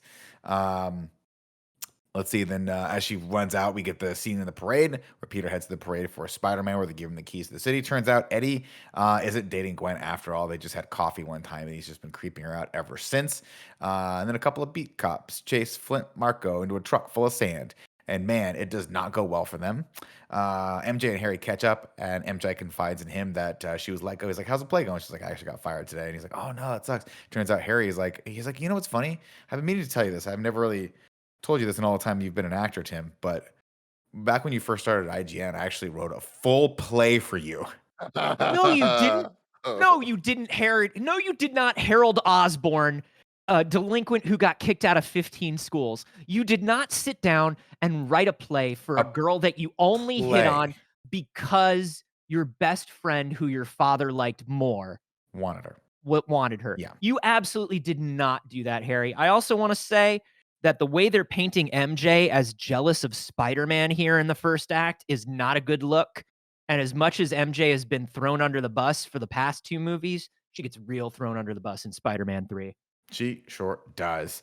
And man, this scene is something. Gwen gives Spider-Man an awesome intro as he swings in as the marching band, who we can all agree are the true heroes of this film. Play the OG Spider-Man theme, and it slaps. It slaps, man. This is so awesome. And I will say, for what Carboni's talking about, it's real bad. Like, they don't handle the story well at all. But there's three elements that make this scene fantastic for me. One, the song, obviously. Two, the kids saying, "No, Spider-Man, don't do it." Like, that is so funny. Great. But then there's the third that legitimately, us as an audience, all of us, every time I watch this movie, I'm watching it, I'm like, "Oh, don't do this. Don't do this, Spider-Man. Don't do this. Don't do this. This is bad. This is really bad." And every time he does it, and every time it hits hard. I don't give a fuck about Mary Jane in these movies. But in this instant, I'm like, no, you broke her heart. Why? Why would he let Gwen Stacy take the mask off him to kiss him? Why would he do that? What in this moment? Remember, this is pre-symbiote. He's not wearing the symbiote. Exactly. He's just an asshole. Yeah, it's one of those things where, like, no matter how you skin it, this is a dick move. And this is a move that Mary Jane has every right to be angry about. And especially since that was, like, the literal exact way they had their first kiss. And, like, the most romantic thing ever. And he's like, "Yeah, go ahead and kiss me. The kids will love it." And meanwhile, we have evidence that the kids will not love it. Kids do not There's love that kid, the it. fro, is like, "Don't do this to me. This is traumatic. I haven't discovered girls yet, or my sexuality." Anyway, it's Little kiss on the cheek, Gwen Stacy. yeah, give a little kiss on the little knock cheek. me one. Not below the mask, above the mask. That's a superhero first base. Yeah. Also, Spider-Man.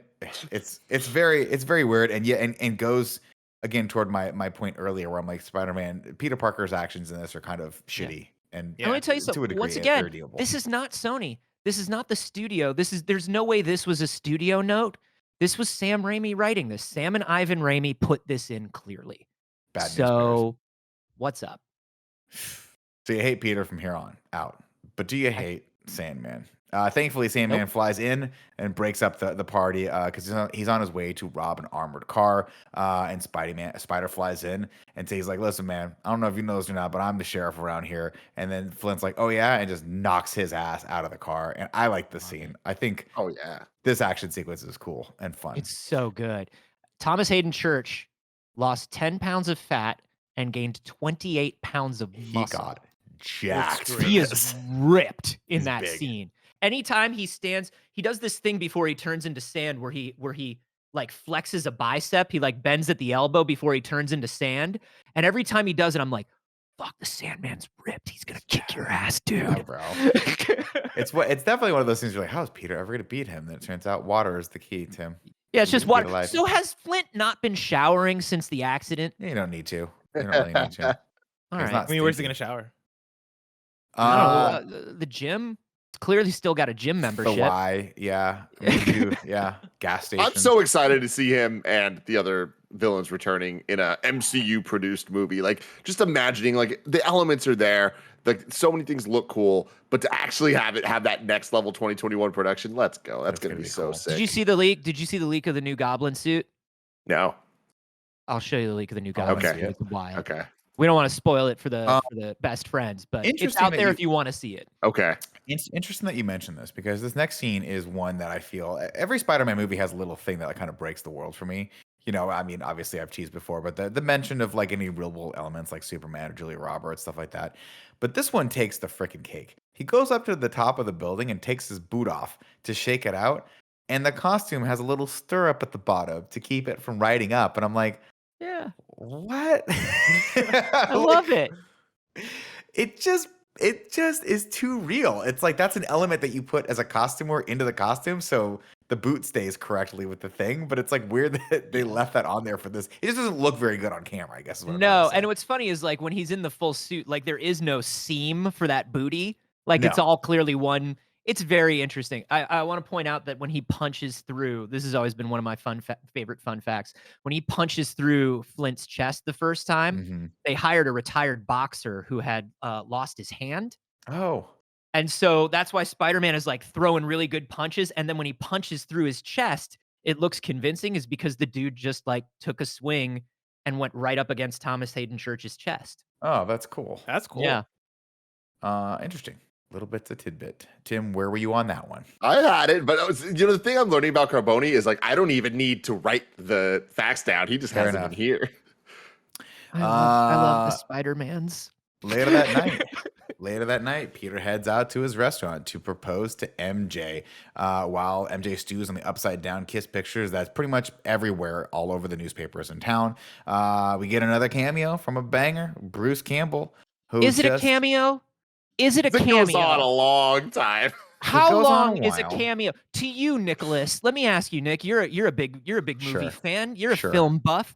You know Sure. all the terms. You know the lingo. In your mind, what's the difference between a cameo and a featured supporting role in a film? Just if we had to spitball it.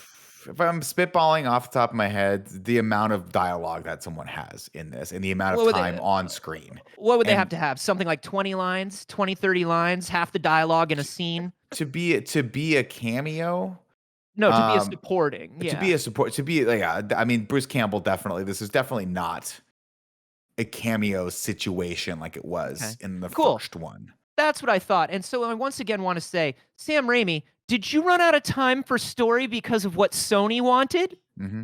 Sam Raimi? Samuel, please. I'll tell you this though, Carboni, Bruce Campbell's whatever fiat that he bought with the money from this, he owes all to Sam Raimi because he was Dude, probably gonna get like one line in this, and Sam's like, "Why don't we buy you a house?" And he's like, "Cool, I'll shoot when for 20 Sam weeks." Raimi secures when Bruce Campbell secures the bag, we all are happy. And I do want to say, like, he does have fun with it in his line where he's like, "Of course, I'm French." No, he says, and they "I look at love each it, other. romance. I am Yeah. French." I am French. And they look at each other like, clearly you're not French. And I'm just like, this is good, but it takes up too much time in this film. Now, Bless, I don't think you know this because earlier Kev kind of alluded to it and you seemed surprised. But do you know what the plan was for Bruce Campbell in future Spider-Man movies? No. Wait, was he Uncle Ben? Mysterio. He was Mysterio. That Oh, would've wait, been great. wait, like future Sam Raimi Spider-Man movies? Oh, so he's just everywhere. He just is this guy that keeps popping up. That actually would have been genius. They had planned Oh. 6 films. 6 were planned out, and the idea was Bruce Campbell would eventually be Quentin Beck. That would have been cool. How Or could watch he it. be I Uncle- would've How taken could that. he be How? Uncle Ben? How could he be Uncle Well, Ben? no, I thought you meant like Amazing Spider-Man or They don't some care. shit. I thought you meant like other, like the fact that in like future Sam Raimi shit. I kind of dig the idea that he's just like always been there and he's just an illusion in Peter's life or some shit. Well, because he's clearly omniscient. He's everywhere. He's at every major intersection of Peter's life. He's a watcher, man.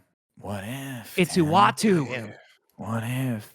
MJ comes in. Things go from bad to worse when she sits down. And who do we see also eating in that restaurant? One, Gwen Stacy, who pops over to say hello.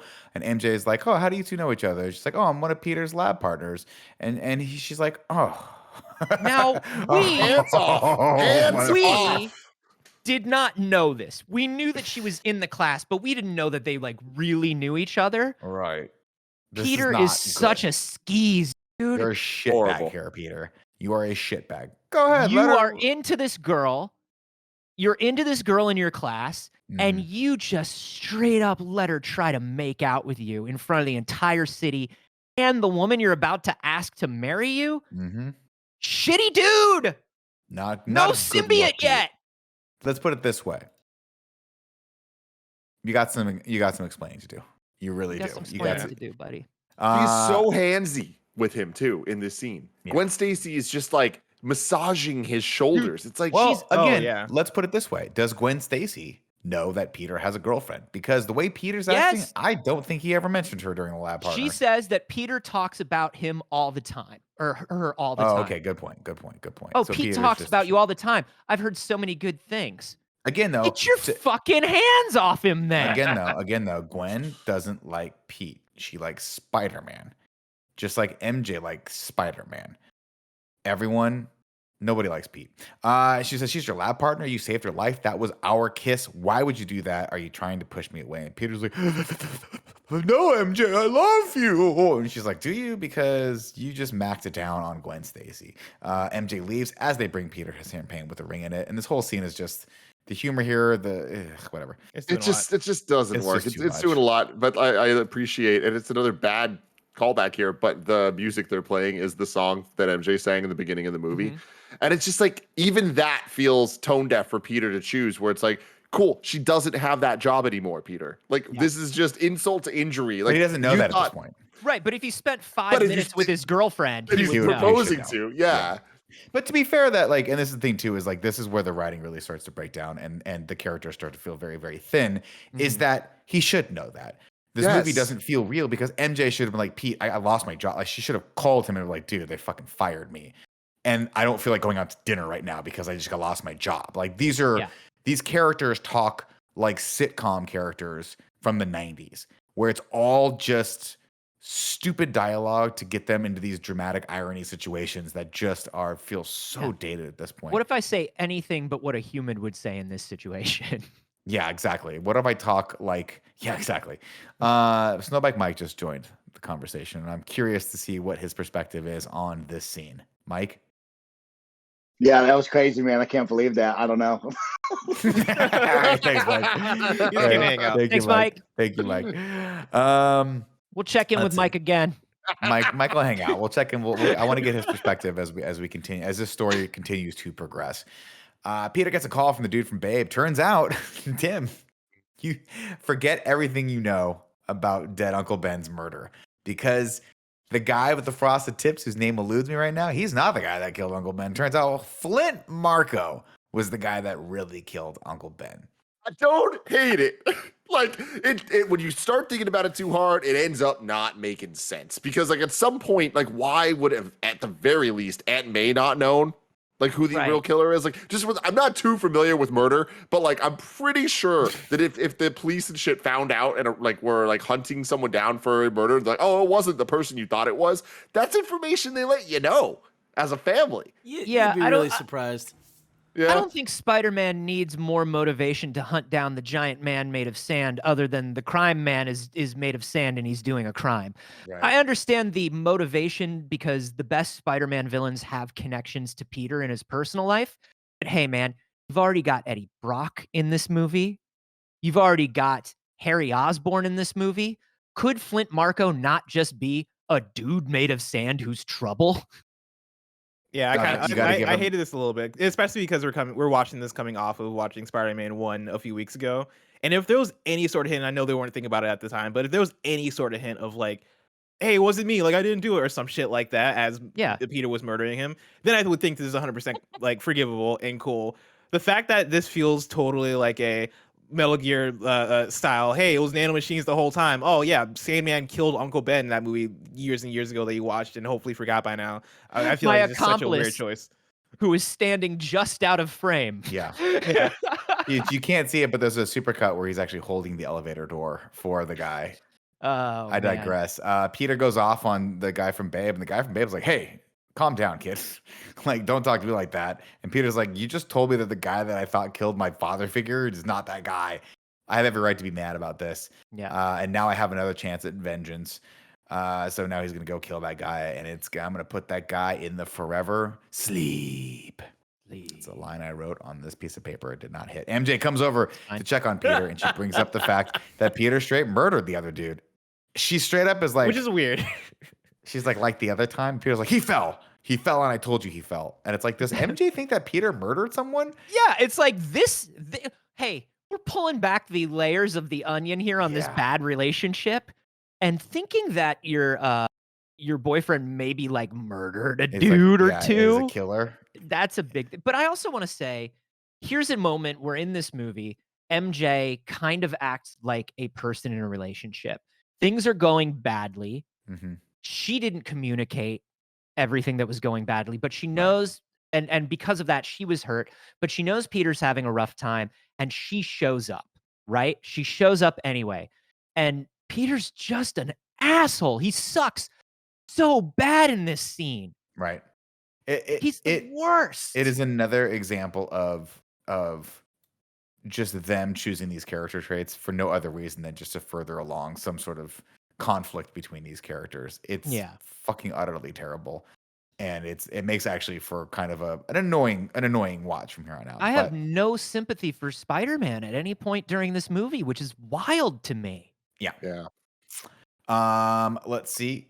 Oh, this is the part. So he pushes her away because it's a movie. And then Venom finally climbs on. Venom's like, you know what? I'm tired of just hanging out over here in the corner. I'm going to finally climb onto Peter. I'm not sure what Venom has been doing for the past week. Maybe he was asleep. But I'll tell you what, guys, this is the point of the movie where I think to myself, this movie could use 100% more jazz. Oh, good. Oh, good. It's coming. Where am I? And Peter wakes up in the all new black Spider-Man costume, and it is dope as fuck. And then he talks to himself. He says, what is this? I feel, wow, this feels good. And then he takes off. And Peter takes over. I do want to say there was a scene that was cut. I don't know if it was here or if it comes up later, like around the jazzy montage. But there was a scene where the symbiote fights crime and is very brutal. That was cut out of this movie. Hanging them up and shit, like hanging up like criminals, like in fucked up ways. I think it was, I think it was on like the DVD or the Blu-ray. It might not have been on the UMD, bless. I'm sorry.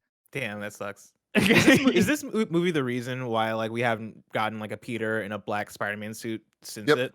And this is the problem. I was talking to Nick about this, I think after we saw Eternals. But the biggest problem with where we're at with these Spider-Man movies is because they've rebooted, because there's been so many of them, we're almost never just going to get a pure good version of so many iconic characters and storylines and moments like the black suit Spider-Man. Like, how would they even make that work in Tom Holland's Spider-Man? Like, I'm hoping we get some version of it someday, but like, I just think we know too much. And especially, we'll see how they handle No Way Home, but it's going to be a tall order for them to kind of like button it up.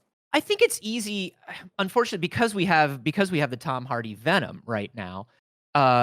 I think it would have been easy to do a black suit Spider-Man because we had Infinity War, we had Peter go to space. We're going to have the Kree Skrull War in Phase 4. There are opportunities for this symbiote to find its way to Peter Parker that makes sense within a cinematic universe that maybe didn't make as much sense for these movies. But because Venom already exists in the SSU, like I wonder if we'll ever see that. Yeah, it's just we'll see. We'll see. Yeah, I do say, like, look, I like James Acheson. Y'all know that I love James Acheson's costumes throughout this entire trilogy. I didn't like the fact that Peter's spider suit was literally just his spider suit, but black. It rubbed me the wrong way. I'm torn on it, Carboni, because I remember when I first saw the posters and shit, I was a little let down where I was like, oh, come on, like, we want to see the big white spider and all that. But I do kind of think that over time I fell in love with it. Like the shots of him with the reflection on the skyscraper and it's like the normal suit and the black suit. I like that it's the same thing and that it just kind of went over it. But okay. There's a slickness to it that I like, that I really dig. And I think the fact that it's just a black Peter Parker Spider-Man suit makes it so that Eddie's Venom suit can kind of stick out by comparison. Ugh, unfortunately. Yeah. It sucks. Venom doesn't look terrible. I think he does. He doesn't I don't look think he also doesn't sound great. But we'll get there. Peter takes some of Venom over to Dr. Connors, who's pretty casual about the whole live symbiote thing, trying to bond with Peter. So casual about alien life. Yeah. Hey! So casual. Both of them weird. so casual. So weird. Later, Peter hears a call. Shades of the Columbia University being like, oh, did the super spider get out? So weird. Hey, Nobody is. Hey, Linda, make a note. The super spider got out. Okay. We should track that down at some point. Well, how we been storing them? Oh, we just been like putting them in jars and then putting paper on top of the jar. Yeah. Little piece of paper. You know, like that thicker wax paper. We put it on top. These spiders. Have you guys seen all the news stories about the man out there that has spider powers? You think that has anything to do with the fact that our super spider got no? Oh, okay. You know what, Tim? I think I did see that, but different spider powers. I don't think that's our guy. That's not our guy. Hey, coincidence is a funny thing. You know what I mean? And you know what we say in science? Correlation is not causation. Not causation. Yeah. And don't be silly, Tim. Lots of people have super spider powers out there. Yeah, just like Spider-Man says, where all these guys come from? Where do all these guys come from? Later, Peter hears a call over the scanner about Sandman and decides to take the Venom suit out for a spin. Eddie shows up and tries to take a pic of Spidey, but Peter calls him a chump and smashes his camera all over the place, and then takes out. And then Eddie's like, "Oh yeah, well guess what? Would a chump have this cool digital camera?" And it's like, oh, I guess you wouldn't. Thank you. Finally, somebody has a digital camera. Finally. Peter. Peter. No, Cliff Robertson died. I'm sorry. God. I'm sorry. Peter. Let's see.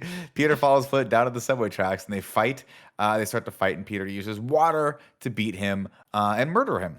Thomas I love Church. this scene, even though I don't love the water being the solution. I feel like the villain weaknesses in this movie are definitely kind of a weak aspect, because I didn't care for the water and I didn't care for the sound being the thing to fire. take out Venom. And I don't know if there's any comic book like history there that leads to that. But either way, it's not a great it's not a great solution for those. But the fight itself between Peter and Sandman, I think is sick. Like when he pushes his face into the train, that shit is brutal in a way that I like. Iconic. Looking back, I'm still like, damn, they actually did that in this movie. That's crazy.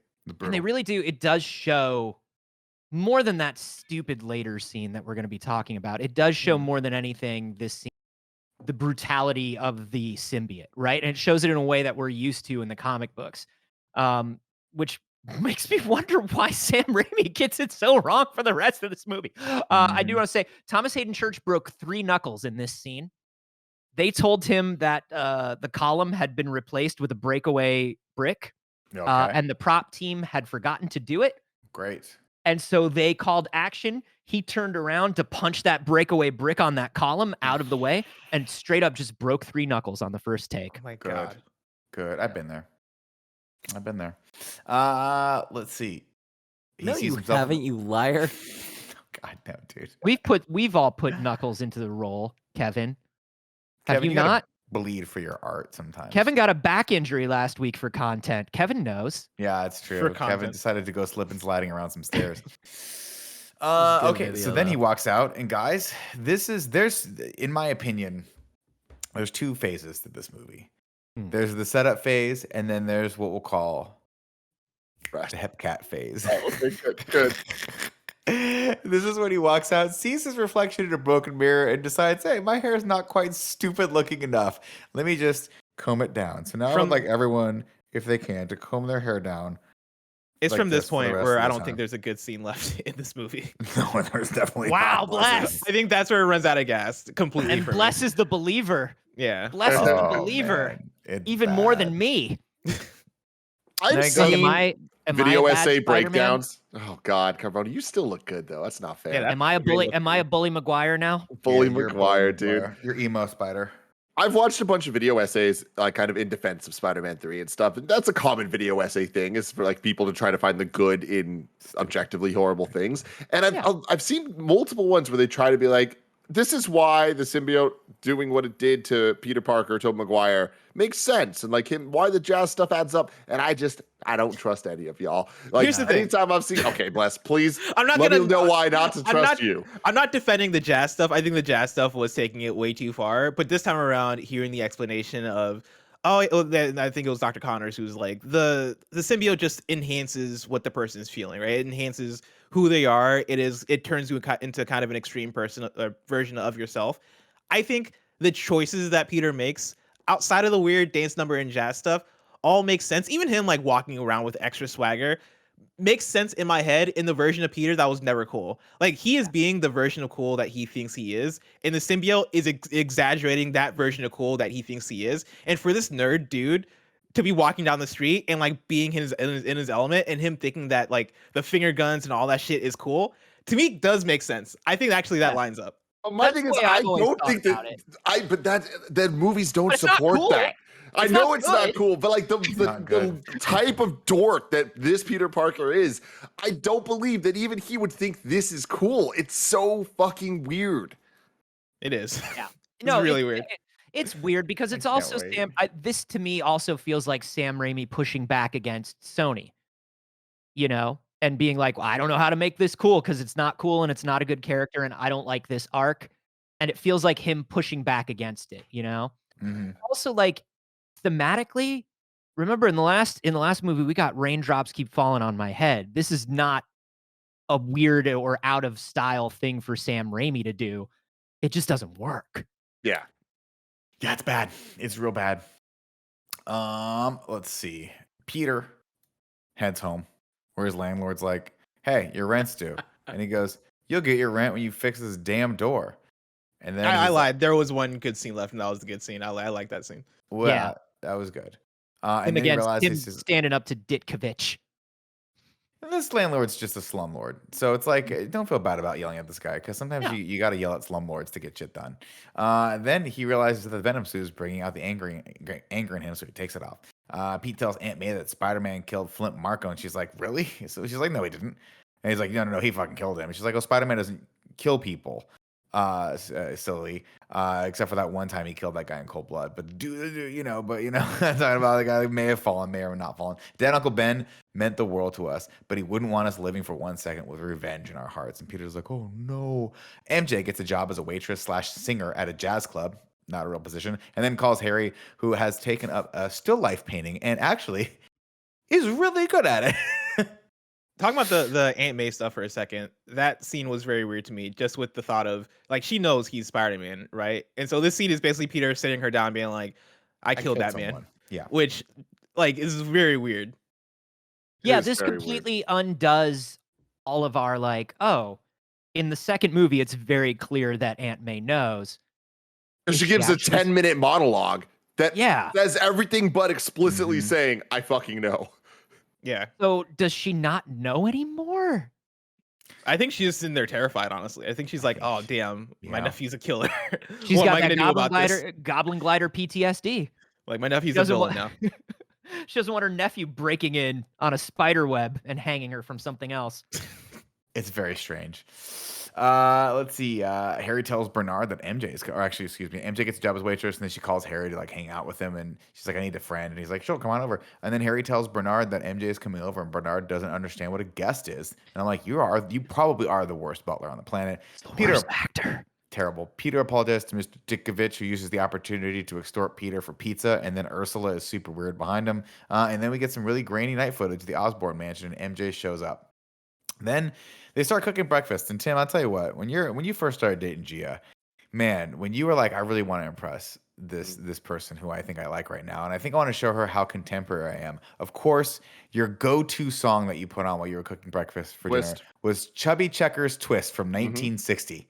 Just two 20-somethings doing what 20-somethings do, making omelets, listening to Chubby Checker. In 2007. So what way, is this, Carboni? Is this okay? This is the second official, because we've talked a lot about Bully Maguire walking down the street to music, but that I don't think has actually happened yet. But Gotcha. Okay, cool. We're at number 2 for second song and dance number. I appreciate you keeping us straight here. It's important to you. Then they read all 80 pages of Harry's play that he wrote for MJ, and you're like, oh, you actually did that? Never You happened. actually did that. Okay. And then the two, and I'll tell you what, I hate to say this, and Blessing, feel free to turn your camera off after I'm done with this if you're in disgust, because I know how much you love this movie and I know how much this franchise means to you.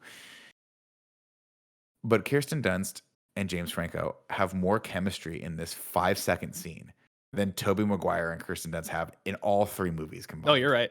He's not wrong. You're right. You're not wrong. It's weird. It's sad. It's super weird. It's weird how much MJ sucks in this scene again. And then they decide to make her kiss him. Yeah. Oh no! They take every like character that should be the redeemable character in this movie and just turn them all into like assholes or just like unforgivable, right? Like Peter Parker, the whole movie is that thing of like Anthony put it well of he doesn't have any good lines after like that first scene. Like every single thing Peter Parker says sucks. And Mary Jane, who I think has like some scenes here and there where I'm like, okay, like I'm liking this compared to what we've gotten so far. They just squander it, and like this is one of the key moments where they just straight up squander it. Dude, if I was Kirsten Dunst, by the time this third one rolled around, I'd just be like, time for another Spider-Man paycheck, because these people obviously don't know what I'm doing. I'm just gonna do my best. Make those Marvel bucks. Man. I don't know Kirsten Dunst. I've never met her. I wish I did, though. I wish I could reach out and just have a conversation for 5 minutes with her and be like, how'd you get through that? How'd you do it? And then look at her mansion and be like, I'd have done the same thing, Kirsten. I'd have done the same thing. Let's see. And then she's like, "Oh, I don't know what I'm doing. I'm sorry, Harry. I shouldn't have done that." And then Harry's like, "No problem. I'll handle this well." And he handles it by just going straight to the bottle. And guess what? Scientists, you fucking idiots. All of you dumb fuck doctors out there. How did you not know that alcohol is the cure for amnesia? You stupid idiots. All you needed was a little shot of Jack Daniels to bring all those wonderful people's memories back. No. It has to be out of a crystal decanter, though, Nick. Is that what I'm missing? Is that the key factor here? The decanter that's the factor? thing. If you have any other kind of like whiskey or bourbon, just sort of out of any other what I call working class vessels. No, you mean the peon vessel? Yeah. Yeah, the sort of things that you and I might have in our apartment. That's not going to cure anything. But if you have a lovely crystal decanter, all the memories come flooding back. Also, flooding back. Can we just it took Kirsten Dunst like 10.5 seconds to run down that hallway. That was such a long hallway, and they held on that. Like, I was just like, why is this for comedic effect? She's not getting anywhere closer to the end of that hallway. It's so long. It's also great. Can I tell y'all a secret? I watched this movie at 1.25 speed because I couldn't watch it at normal speed. Oh, I watched it at normal speed, all punishing 2 hours of it. And it was still too long for her to go running down that hallway. God, it's bad. Let's see, Harry, Dad's back, and guess what? You've taken your eyes off the ball. It's time. He's like, avenge me! And then he's like, well, oh, how do I do that, Dad? He goes, first, we attack his heart. And he's like, wait, didn't you say that in the last movie? He did. He did. And I want to say the step of this plan that involves forcing MJ to break up with Peter is actually a very fun and cool Goblin plan if it's step one. The problem is it seems to be the only step because after it happens, he leaves MJ alone. Correct. He lets everybody go about their lives. Correct. There's no follow-up step. It's not step two, re-kidnap MJ so she doesn't tell Peter what's going on. There's no second step. No step. I love it because they do present it as like we have a master plan and like you're gonna break his spirit, and it is like, oh, cool. What's after that? Where are they going with this? And yeah, that's it. Just break his spirit. Oh.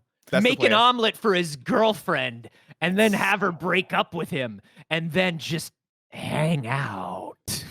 Very weird. And like, you have to also understand contextually, right? Like she doesn't know that Harry's Goblin, right?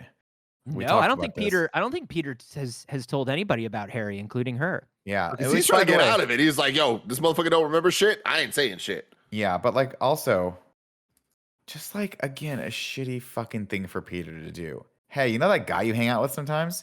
He's having like he's the Goblin. He's done some crazy shit. Like maybe you might want to warn MJ about that. But of course, no, Peter's probably just trying to protect her. Anyway. Harry comes over and just immediately after it was crazy. Immediately just threatens her. He's like, "If you want Peter to live, you got to do something for me." And she's like, "Oh no!" And in my brain, I'm like, "Do you think there was one take, Tim, where he's like, you got to do something for me? You got to bring it on." Probably not. Probably not. And then Ursula comes in. Peter, you got a phone call. It's out in the hallway. It's MJ, and she's super excited. And you're like, "What side are you on here, Ursula?" I love because Ursula. You so clearly want Peter for yourself. You're willing to do whatever it takes. But you're acting excited that MJ is calling, and I forget what that term is, but it's bullshit. I think she had a little crush on Peter, but I think now she and Peter are just friends, and I think she's genuinely just sweet and just wants the best for Peter. That's the read I got off it. Blessing, what's the term I'm looking for here when someone's like simp? Yes, thank you. That's the term. She's simping on him hard right now. Yeah, she might be simping a little bit. Yeah, it's a little inappropriate. No one's redeemable in this movie, and maybe we just turned a corner. Maybe that's the point of this movie, and it's genius. Has that occurred to anyone that everyone's a bad character in this movie?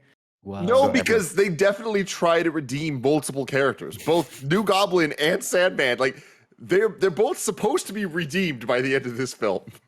It's so bad. Anyway, MJ breaks it off with Peter, and then Peter ugly cries. He's like, and he calls he gives MJ the ring, and she tells him, "Listen, there's someone else." And he's like, "Oh God, that's so horrible. Thankfully, I've got Gwen." There's something so pathetic about this shot of Tobey Maguire in his weirdly baggy 2007 jeans, like the strange ill-fitting cut of his jeans. Yeah. And he's just standing there with this rose, and I'm just like, that's literally the most pathetic dude I've ever seen in my life. And then it cuts across the park, and you see Harry hiding in the shadows like this. My master plan is now unfolding. And then she had the walks. binoculars. Yeah, Oh God, bring back the That would've opera been amazing. glasses. It's ridiculous because they wanted this to be dramatic. They wanted this to be one of the most dramatic scenes in this movie, and it should have been one of the most dramatic scenes of this movie. Of like, oh, I have to do this thing. I have to break up with you because I love you and like I want to protect you. And like performances all across, I think, take this and turn it into comedy in a place where this should not be comedy. Like this is another place where this movie somehow feels like a cartoon. I felt nothing. You felt nothing. nothing because there are no stakes. Mm-hmm. Do you actually believe that like Peter's life is in danger here? Here, let's follow the logic of this, right? Harry, who I think he's gonna trip over his jeans and hurt himself. Well, I mean, I've done that. His life is in Let's not make danger. fun of people that do that. But let's dissect this for a second, right? Like MJ doesn't know that Harry has these superpowers. He just knows he's got a glider and he's rich. And he says, "I'm going to kill Peter unless you break up with him," right?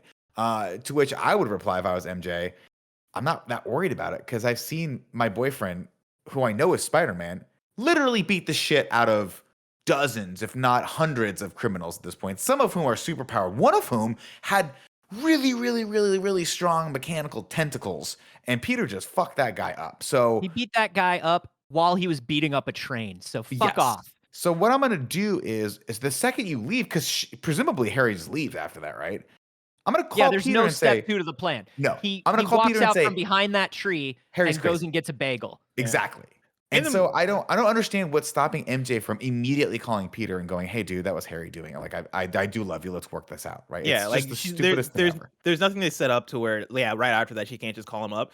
And I think the movie is presented at this point the fact that Peter can beat Harry's ass. Like Peter beat up Pretty Harry in easily. the beginning of the movie. In the Peter's normal about to beat up Harry again. Yeah. And like, you know, if there was some kind of stake of Harry approaching Mary Jane and being like, "Hey, like I have something on Peter, right? Like I've rigged his house with bombs, or like I have your shitty dad in custody, and I'm gonna fucking murder him unless he do this." Leverage. to Peter. It's called leverage. If you had some kind of leverage, I think that'll turn this whole scene around. Well, maybe not turn the whole scene around, but it'll turn it around somewhat to a point where maybe we can believe this somewhat. But there's nothing here that makes us go, "Oh shit, there are real stakes here." Just make it make sense. Make it make sense. This scene That's is all. like the scene at the end of every like murder suspense movie where the main character figures out that Billy Loomis is the killer. And she's like, "If you let me go right now, I won't tell anyone." And then Billy goes, "Okay." And that's the end of the movie. That's kind of what this scene is. You're like, no, Totally. you can't, like she's just gonna go and tell a cop. I mean, Jesus Christ, there's cops here. Anyway, I digress. We've gone too much on this. Let's see. Pete meets up with Harry and confides in him that he was like, "Dude, I was gonna propose." And Harry's like, "Listen, man, that's why I called you here." MJ got fired. And he's like, "She did? Maybe I should talk to my girlfriend more." And then he drops the real bomb. He says, "Listen, man, I'm the other guy." And Peter's like, "Oh my God, how could you have done that? I gotta go somewhere else." And Peter leaves as the waitress walks up and asks Harry, "How is the pie?" And I So think good. all of us need to say this together if we can, just for Kevin. Okay. On 3, ready? 1, 2, 3. So good. I lied. This is another good scene. This is another good This scene. is an insane scene. Like, I'm the other man. What? I love this. I love how much fun Franco has with it. I love the so good. Like, he's literally just loving being a villain here. The only thing that's weird about it is he does the wink and the smile, okay, which is just full on, like, that's too much. Evil villain, and then when the bus goes by, he's Pulls a gone. Jason Bourne. He just disappears? He just got a refill. What does everybody in this coffee shop think when this man disappears? Oh my God. Wait, the disappearing. What the hell? Who thought, how'd that get approved? Like, Why would he I can't need to believe- disappear? No, none of it makes sense, but I can't believe that nobody saw this cut and was like, "Nah, this isn't working." Yeah, this is Yeah. too much. We've crossed the This is- line here. Why? I'm Why sh- would this happen? Why? Nobody in sure the room there said, "What is this craziness?" I'm sure there were multiple people who did, and Sam Raimi was just like, "I don't care," and they were like, "Cool, I'll just get a paycheck because it's not my reputation on the line." And then it's almost like they're like, oh, we should put a couple scenes in here beforehand. And Sam Raimi was like, no, we need the resolution to this immediately. So what happens is Peter grabs the Venom suit, combs his hair down, and just heads back over to Harry's house to beat his ass. They fight, and Peter eventually hits Harry with some truth. He was like, your dad despised you because you're stupid. And he's like, no, he's not. I made Look at this little liar." Goblin Jr. gonna cry. I was like, fuck yes! Yeah. And then Peter looks over and he spots that still life painting, and he's like, wait, did you do that? Yeah, and That'd be Harry's pretty like, yes, impressive. I also write plays. I'm actually very multifaceted as an artist. Wow, man. We're learning a lot about each This other. fight fucking slaps, though. This fight's awesome. This fight fucking slaps. Of course. Sorry. And he pulls out the electric sword out of nowhere. He's just got a Yep. goblin electric sword and shit, and it's just a good fight. And the final shot's fucked up, man. Oh yeah, it's fucked up. Oh yeah. When he hurls the bomb back at him as he's walking out. Awesome. Yeah, that's And great it action right blows there. off half his face. It's Right? crazy. Like he throws it, the dodge, the web, sling it right back, and it blows him up. It's sick. Awesome. Brutal. Again, 10 out of similar 10. to the train sequence where he rubs Sandman's head on the train. It's very similar brutality. This And does then make me sad though that like there wasn't a fourth movie that was focused on okay, no, Harry is the villain of this movie. Because like there's so much potential up to this point of what that back and forth could have been like. Because yeah, Nick mentions that like this scene feels like there should have been 2 scenes before it to kind of break it up, and you're getting the resolution immediately. In like an alternate timeline, I can envision a full movie that is Harry Osborn is the villain, and we get that moment where he somehow disappears, and then like it is for the next few scenes just Harry being like an emotional terrorist toward Peter. Yeah, that's and what like you finding want. ways to like fuck with him, and like maybe he drugs him or some shit, or like kidnaps Mary Jane again, or like there are things that Harry Osborn should be doing to Peter to fuck him up and like really get that revenge on him, and that should be dragged out to some extent. But the fact that the resolution happens right here is so disappointing. Yeah, the Osborn family, like Harry should be a mix of like he should be like a physical villain like the Goblin, but he should also be like Peter's Lex Luthor, right? Like, there's no reason Harry can't buy the fucking bugle and fire Peter Parker. There's my no God, reason yeah. Harry can't like tank Peter's grades or his internship at Empire State. Harry could do so many things, but instead he's gonna eat pie and wink. Yep. That's his grand plan. Thank God. Again, we're already well aware that Harry is a dullard. So like, he doesn't really understand how villain plans are supposed to He work. got that good gas now, though. Does have that good gas now, and those good abs, and those weird underwear they put him in. Just gonna throw that out there. When he comes out of the gas, I was like, "What's with the striped underwear?" Like he costumer, like it's very distracting. Yeah, Odd. it was a choice. I think not to be too revealing here, but I feel like it just drew the attention away from James Franco's amazing physique in that. Mm-hmm. Enough said. Then Peter heads down to the Daily Bugle to quote, "Put some dirt in Eddie's eye." I'm gonna put some dirt in your eye. Carboni, can I ask you a question?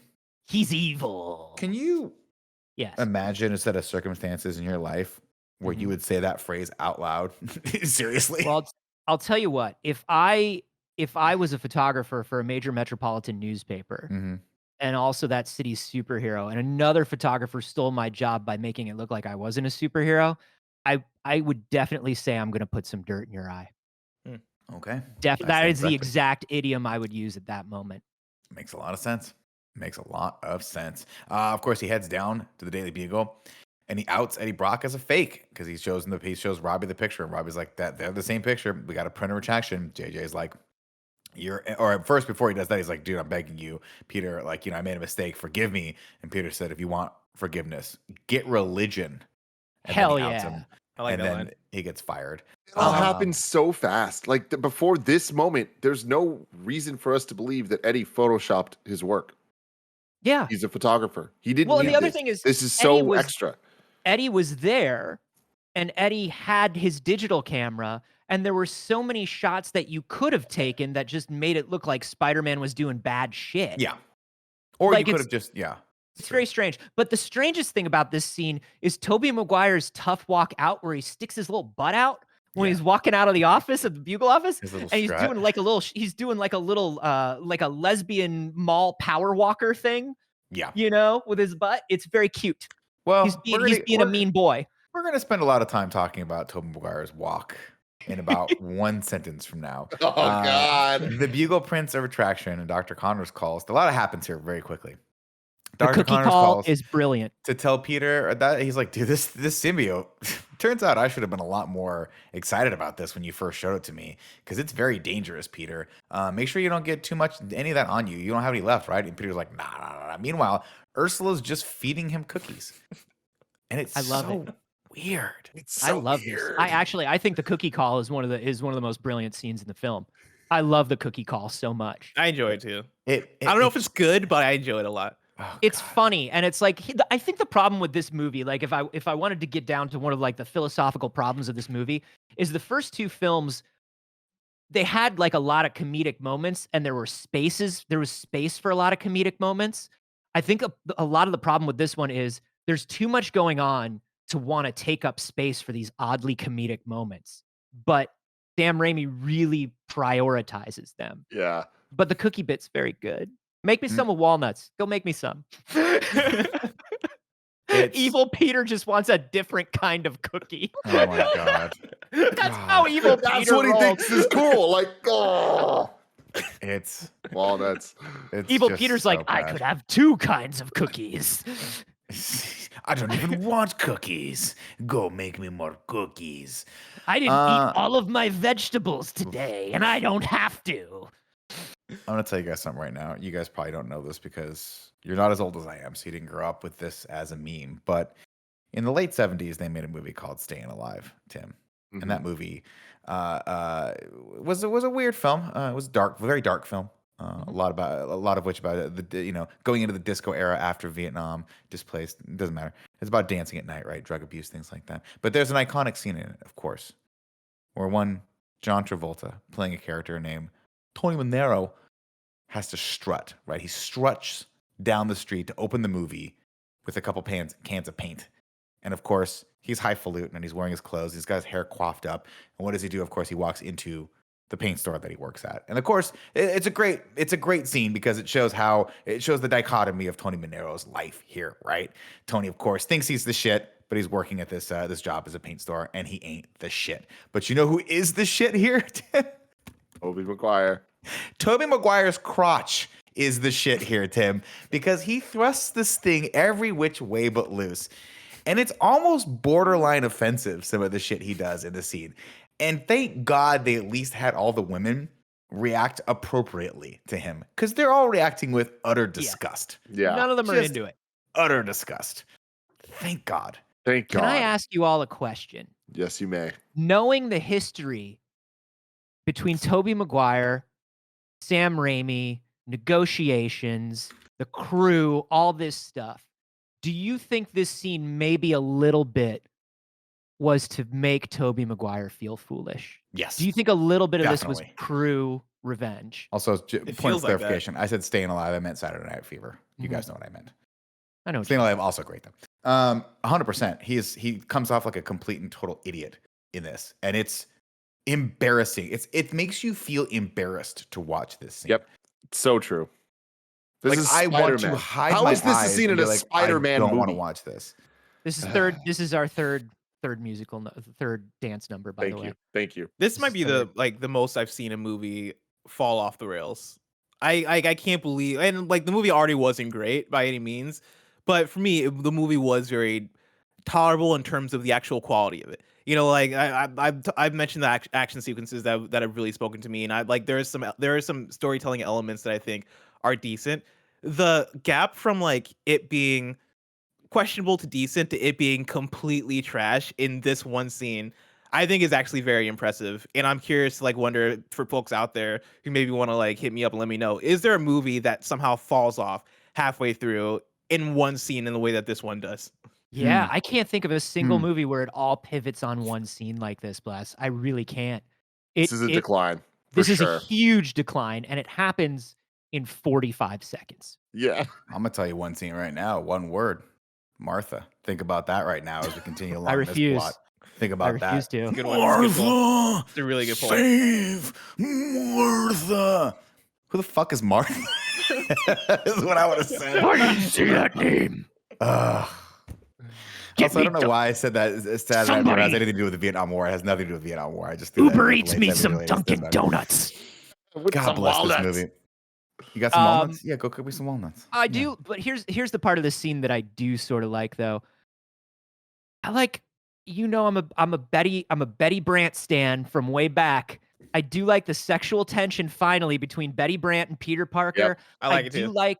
I do like the symbiote giving him What? the No way. It's hot. No I do way. like this. I do like the symbiote giving him the courage to stand up to JJ, because this is stuff that would have happened in the comic that would have made him think the symbiote costume is good.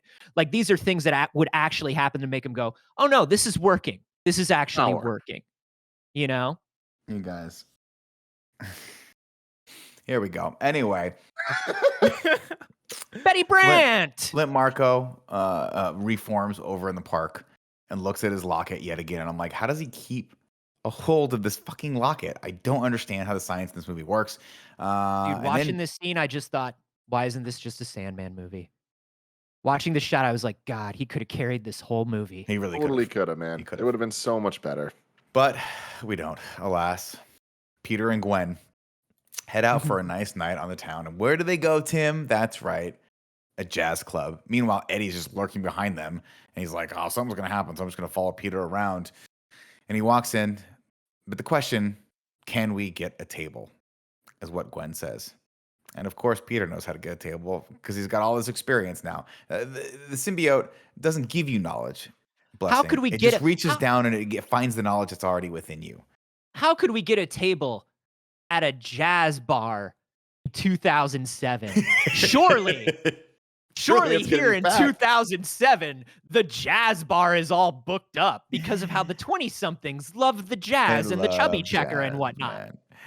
Of course, Peter whistles to the hostess and then leans in and whispers in her ear, find us some shade. Thanks, hot legs. And again, to the woman's credit, she looks at him with disgust. But in perfect Sam Raimi fashion, I'm not sure I'm supposed to feel about this because then she proceeds to find them a table for $20 or however much he gave her. And I'm not quite sure what Sam Raimi's telling us here. I don't really understand what we're supposed to feel here.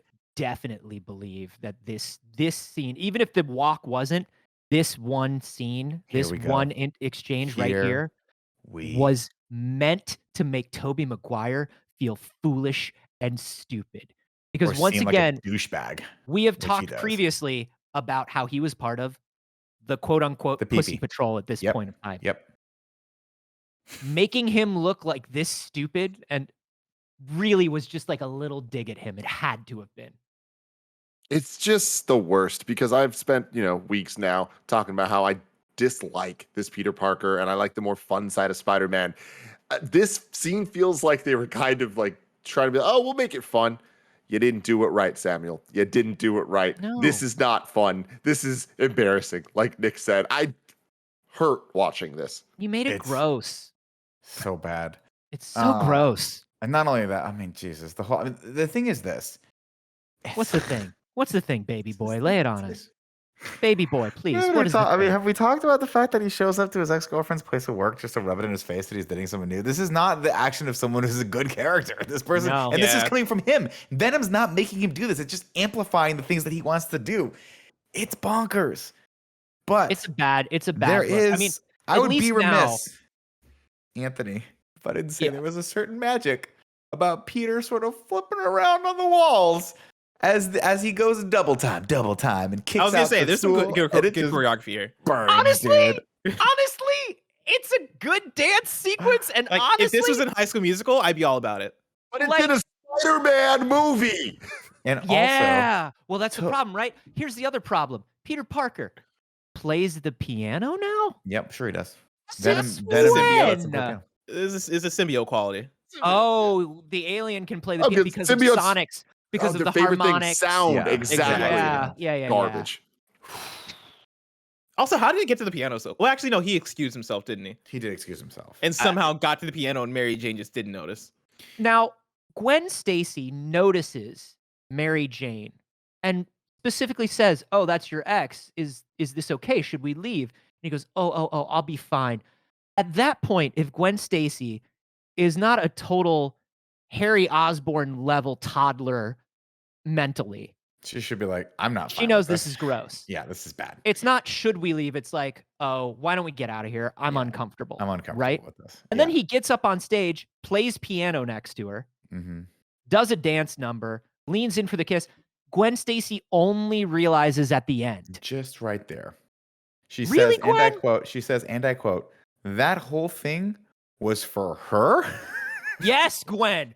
When were you going to notice, Gwen? Because you were into it right up until literally this moment. But see, moments like this make me dislike characters. Sure. And so I look at this and I think this is the single most embarrassing thing a character can do. This is not romantic. This is not heroic. This is not full of chivalry. This is just a very weird, embarrassing thing. Like if your friend did this, or even if your significant other of 10 years did this, you would be mortified. But for some reason, they write Gwen Stacy as loving it. She's like, oh my God, this is the coolest thing ever. And it's only when he realizes that he's doing it for MJ, she realizes that he's doing it for MJ, is she disappointed. This makes me hate the Gwen Stacy character and not respect her at all, unfortunately. And that sucks because Bryce Dallas Howard is good. She does a good job here, at least at the very end, of like emoting an emotion of being like, that's really disappointing. But we also have to remember, guys, it's not like we set this character up as being someone like a dullard like Harry, right? Yeah. She's at Columbia University as a fucking science major. She's not Empire stupid. State. It's Columbia, but it's Empire State. But I just, you're absolutely right. And because there's something about, she notices at the end that it was all for MJ's benefit. But even if she only noticed at the end, in the back of her mind the entire time, she knows his ex is here. She knows this date is in front of the ex. So she's kind of into it. Right? I don't know. It's weird. Bad scene. Great choreography. Great choreography. Is this the last scene? Musical number 4. Is this the last scene where we see Gwen Stacy until like the end of the movie? She dips for a while. I thought we saw her. Maybe do we I don't see think her we again? see her again. I don't think we see her again. She's at the funeral because for some reason the Stacys know the Osbournes. No, Harry Osborn. Yeah, I remember noticing the same thing, being like, "What the fuck?" But yeah, that's a terrible way to treat this character as well. The fact that like this was her penultimate scene, and they're like, "Cool, let's just use her as a way for Peter to get back at Mary Jane, and then dismiss her for the rest of the movie." Ridiculous. This is a pivotal post 1970s up until today. This is a pivotal character in Peter Parker's life. The initial motivator is Uncle Ben, but then it's also Gwen Stacy, and not wanting to lose anybody again is such a major thing. And to reduce her to the blonde one or the redheaded one, like some sort of episode of fucking Riverdale, it just fucking sucks. It just fucking sucks for this to be the way Gwen Stacy's treated. And that is one of the things that I did like about the movie that we're watching next, because at least Gwen Stacy gets some fucking respect in Mark Webb. Dude, night and day. Emma Stone's portrayal, the way they write her in that, so much more likable and so much more three-dimensional. But I will say this, I just was, when you mentioned a while back, like the goblin suit and what it's going to look like in No Way Home, I was like, oh, I'll Google that. And I was just kind of fishing through some of the images, and I got to the Dane DeHaan goblin. Guys, it's gonna get worse before it gets better. Oh man, that one was bad. Give me the plastic mask back. I digress. Tobey Maguire, terrible fucking dancer in this. Let's move on. Yep. Let's see. Pete heads to church, and he's like, I don't know what I'm supposed. Oh no, I'm sorry. Before this happens, of course, the bouncer's like, hey, I think maybe you should leave, dude, because you're fucking bouncing off the walls, and you're talking to MJ, and she clearly doesn't want to be talking to you. So Peter decides to snap that dude's wrist, and then there's a scuffle happens, and he just backhands MJ. She tries to stop, and he just backhands her to the ground, and she's like, Jesus Christ, and Peter's like, I think that the assault might be too much. Now I have to go to find some Jesus. The assault might be too much. Yeah. Now, we're just going to set aside the fact that being backhanded by a Spider-Man that's clearly not controlling his strength. Right. He just probably should have broken Kirsten Dunst in half, but we're going to let that one go. We're going to let it go. We don't need to worry about it. We're going to let it go because he's got to randomly wind up at the biggest bell in the city. Yep. which is in the church at a big cathedral. And of Why course, does he wind up there? He doesn't know about the Sonics yet. it's called Coincidence, and it's a storyteller's best friend. He heads to the church, and of course, who you want to talk about coincidence blessing? It just so happens to be Eddie Brock's church that he goes to. He found religion. He told did him to find get religion, and he did. Dude, this could have all worked so well. This goes back to what I was talking about, the setup and payoff. Like, this is a payoff to things that weren't set up. Like him telling Brock to go get religion. That's not what I'm talking about. This should have been led to, like Carboni was just saying, of like, somehow Peter knows, okay, this thing is reacting to sound. Maybe if when he was playing fucking piano, the shit started like fucking up or something. And it's like, cool. I guess where can I get a lot of sound? The bell. Cool. Yeah. They don't do that. And so instead, it's like it feels like it's a lot more symbolic than it is good, but I don't understand quite what the symbolism is. Yeah. I mean, in the comics, he goes to the bell at the church because he does know at that Because he point. knows. He knows that. Which is great. And so it feels like Raimi creating a pivotal Venom scene. You know, one of the things that Raimi said going back to this movie is like, I definitely tried to put between me and the studio, we all tried to put more fan service in than actually doing service to the characters. And so I think this was Raimi just trying to recreate an iconic scene with the church bell and Eddie becoming Venom, but there's no motivation to it. Yeah. I do like that Eddie prays to God, like very, very sincerely for Very the death of earnestly. Peter Parker. I come here Like, today he's such a bad humbled person. and humiliated to ask you for one thing. I want you to kill Peter Parker. And listen, say what you will about the fact that they just cast a guy that looks exactly like Tobey Maguire and is just a swarmy version of him. But God bless Topher Grace. Because they're like, Topher, we need you to be creepy. And he's like, don't worry, guys. I was born creepy. Here we go. Dude, Topher, he Fucking- walked away from that 70s show. He Mhm. gained 24 pounds of muscle that you never see. Don't need to see it. He Yeah. didn't need to do it, Nope. but he did because he really wanted to make this movie work. And you can tell he's having fun, and he did the research, and he's putting the work in. He's just such a mismatch for not Well, him. No, I was going to But say. the character is a mismatch for this series. He is perfect for the character that they wrote him. Yes. I think he is perfect casting for this film. And that's an unfortunate thing to say. Because you don't want to be perfect in Spider-Man 3. You don't want to be the guy that's everyone's like, yeah, you fit perfectly in Spider-Man 3.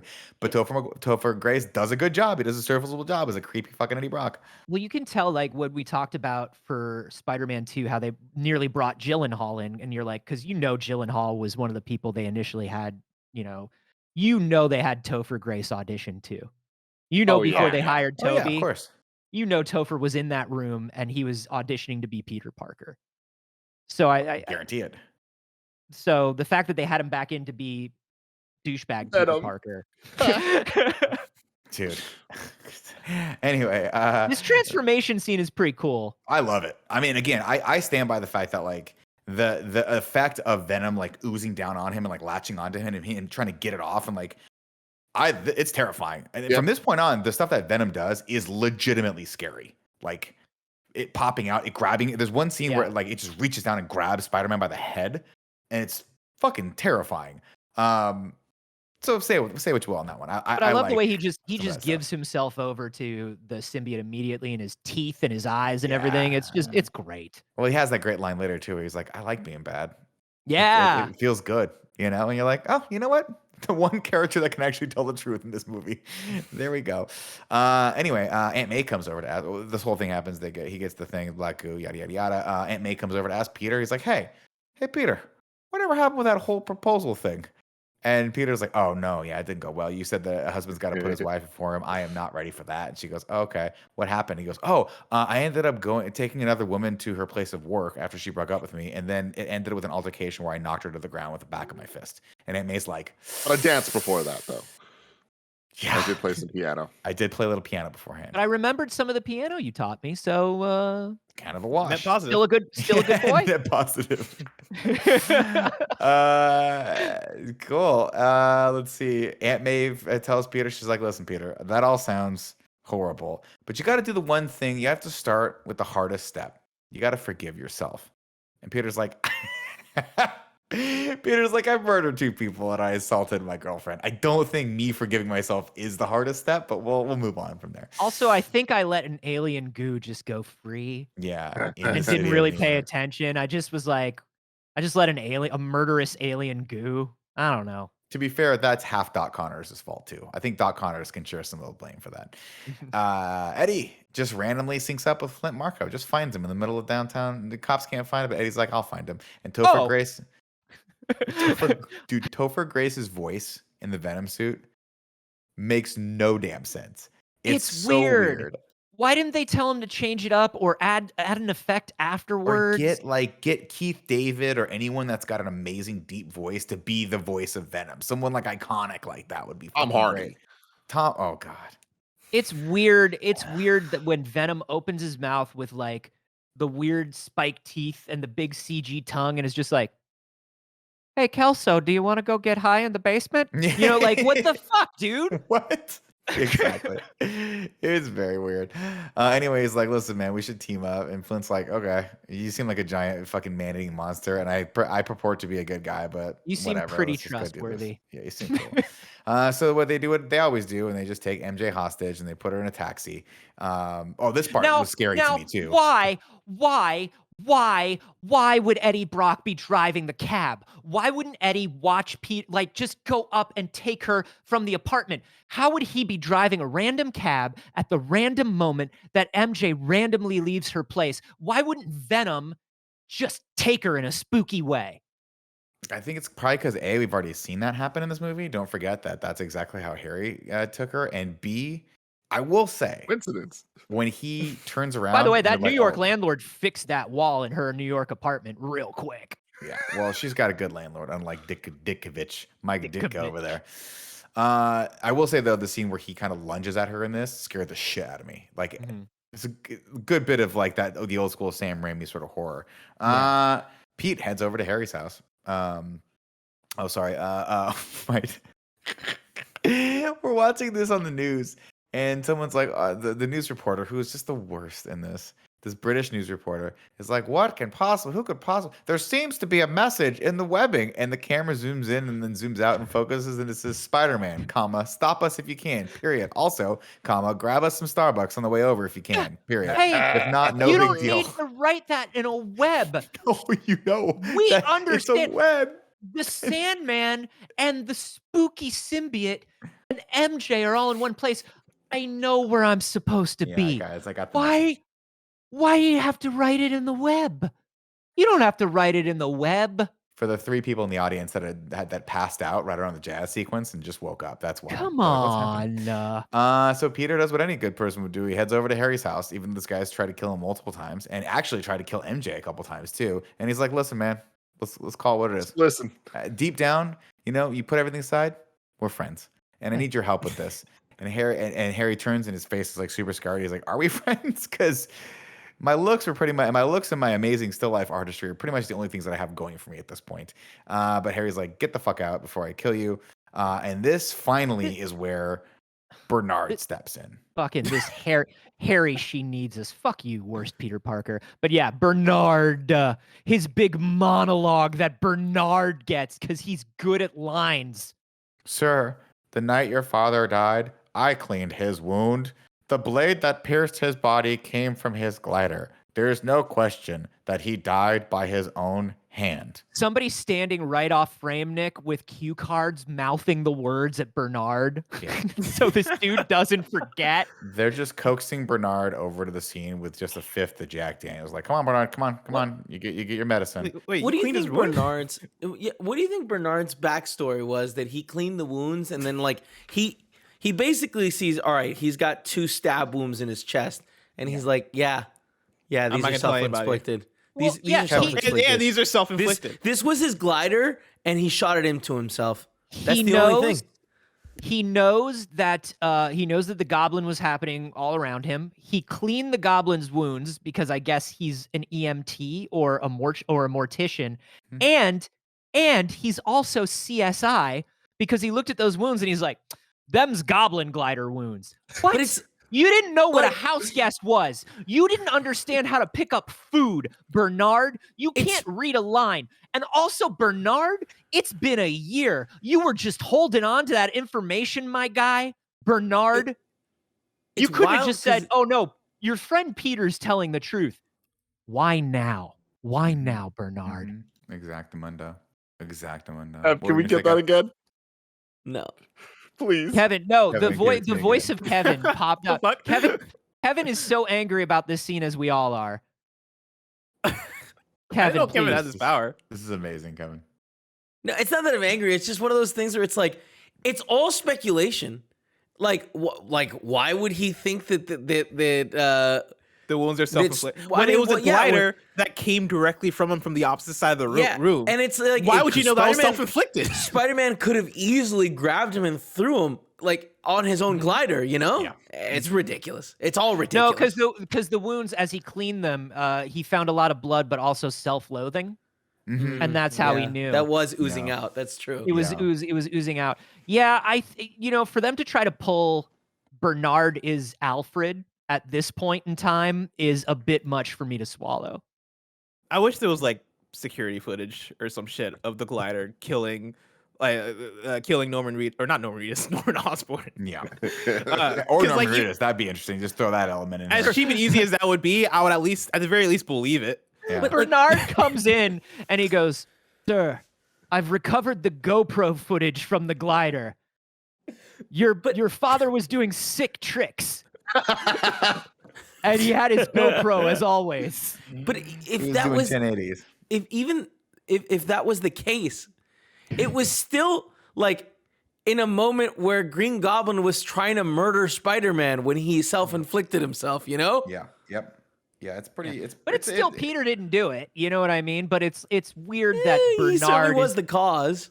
It's weird that Bernard was the pivotal thing that brings that to Harry's attention after all these movies. It's poor writing, and they wrote that. Like I said earlier, they wrote themselves into a corner. They're like, we got to have Harry have a turn here, and we don't know how to get at that. So let's use this character that was clearly supposed to be set dressing to deliver this incredibly important piece of plot information. Absolutely. And it's just fucking terrible. It's like irredeemable. Like you shouldn't. At this point, I love Sam Raimi, but take his director's card away from him. He's not allowed to direct movies anymore. Wow. Doctor Strange coming up. If instead of Bernard telling him he saw a clip of how his dad died, from the GoPro. I feel like he'd still be like, yeah, fuck Spider-Man. Yeah, he doesn't know that Spider-Man, like his dad was a bad guy. Although he probably could discern it from the fact that he's been huffing the fucking green gas, and now he's kind of at this point, and also that his dad interrupted the Macy Gray Thanksgiving Day parade and turned a bunch of people into skeletons. To kill the skeletons, Which, by the way, remember that because that bomb's going to come back into play in the third act. Here we go. Spider-Man swings on the scene with a giant American flag behind him and heads up the web to MJ. Venom swings in and makes a reference to Spidey. He's like, my Spidey senses tingling, which Tim, I don't get that reference. Can you explain it to me? I hate it. Can you explain what he's talking about, Tim? God, it's just so bad. It's inappropriate. Like it doesn't even feel accurate to any character in this movie saying something like that at this moment. Are you ready to hate it? Are you ready to hate it even more? Yes. Are you all ready to hate it even more? Please. Topher Grace improv that on the spot and fought to keep it in. No. Bad Topher. Bad Topher. Show more grace. Oh, less really Topher, good. more grace. Yes. It's really bad. Doesn't get any better than that humor. He gets the better of Peter until MJ drops the cinder block on his face, and then Pete and Venom fight as they fall very slowly to the ground. The dump truck above. Did you know, by the way, that they call New York, the nickname for New York is the Big Sand because of how much sand there is in New York. Oh man, there's so much sand. Any city block in New York, and you may not know this, Nick. Any city block in New York, 3 to 4 good inches of sand on the ground. Oh, of course. It's how they kill all the rats. They just keep dumping sand on them, and the rats are like, "Well, I guess I'm gonna move to Florida because there's less sand there." And if you didn't know that, you find it out in this next shot. Peter tries to save MJ, but the sand underneath him starts to move, and Mega Sandman is formed. Venom straps Peter to a steel girder, and Sandman starts pounding him into oblivion, into unconsciousness, and then things look pretty dire until out of nowhere, Sandman takes a pumpkin dart to the neck, and 2 kids scream, awesome. And the other one screams, wicked, Wicked cool. And then the third one goes, where are our parents? And why are they letting us watch this people get murdered right in front of us? And then his friend goes, That's radical. New York, baby. Yeah, guys. That's the way kids are in the big sand. These people are 4 feet away from explosions happening, and their parents are like, we'll just watch the big sand. It's good. Harry Osborn has joined the fight, and things get interesting. JJ scrambles to get a photo, and this kid scans him out of his little camera. Hey, Sam. Little too much JJ comedy again. And listen, I love JJ. Yeah. Maybe a little too much. It Like, breaks my heart. They squandered him in this movie, and it sucks. Yeah. But Now- that's the thing is they squandered him, but they also used him way too much. Do you know what I mean?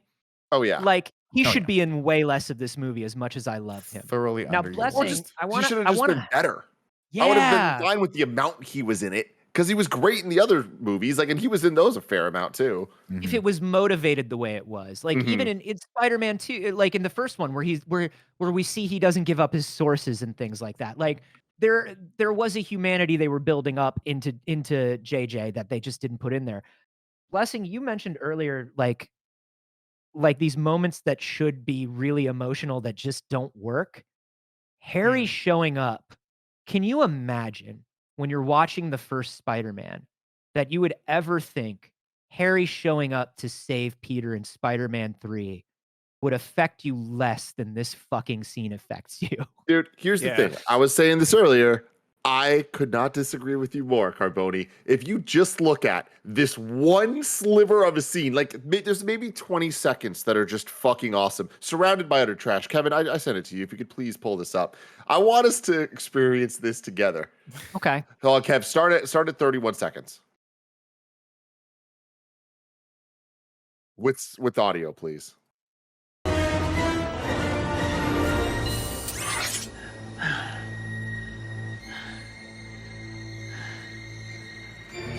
I hate that mask, by the way. Theme kicks in.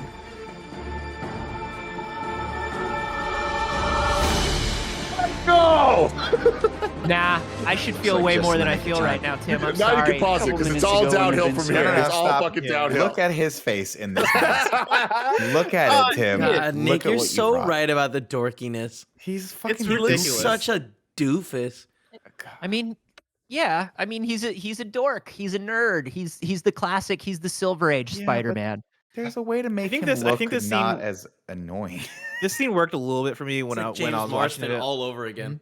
When I was watching on my PSP, like back in the day, I think it worked Yeah. a little bit for me. But every single time I watch it, Because at it works less and less. 240p you couldn't really see it. Yeah, I couldn't see the doofy face. But like now that I go back and watch it, just the setup isn't there enough for me to get actually hyped and excited about it. Like the idea is there, and like thinking about the overall like trilogy and how we got here, and thinking about like, oh man, like finally it's happening. That moment is, I think, in theory hype, but in practice, I just couldn't. It's hard for me to get excited about it when it's like, bro, we just blew up your face. 'Cause I And think Bernard, there's We a- just did that. We just did, because I think there's a world where we pull the Venom out of it, you know, because Raimi didn't want to do it or whatever, and then we pull some of these elements out to where it's just Sandman and Harry, right?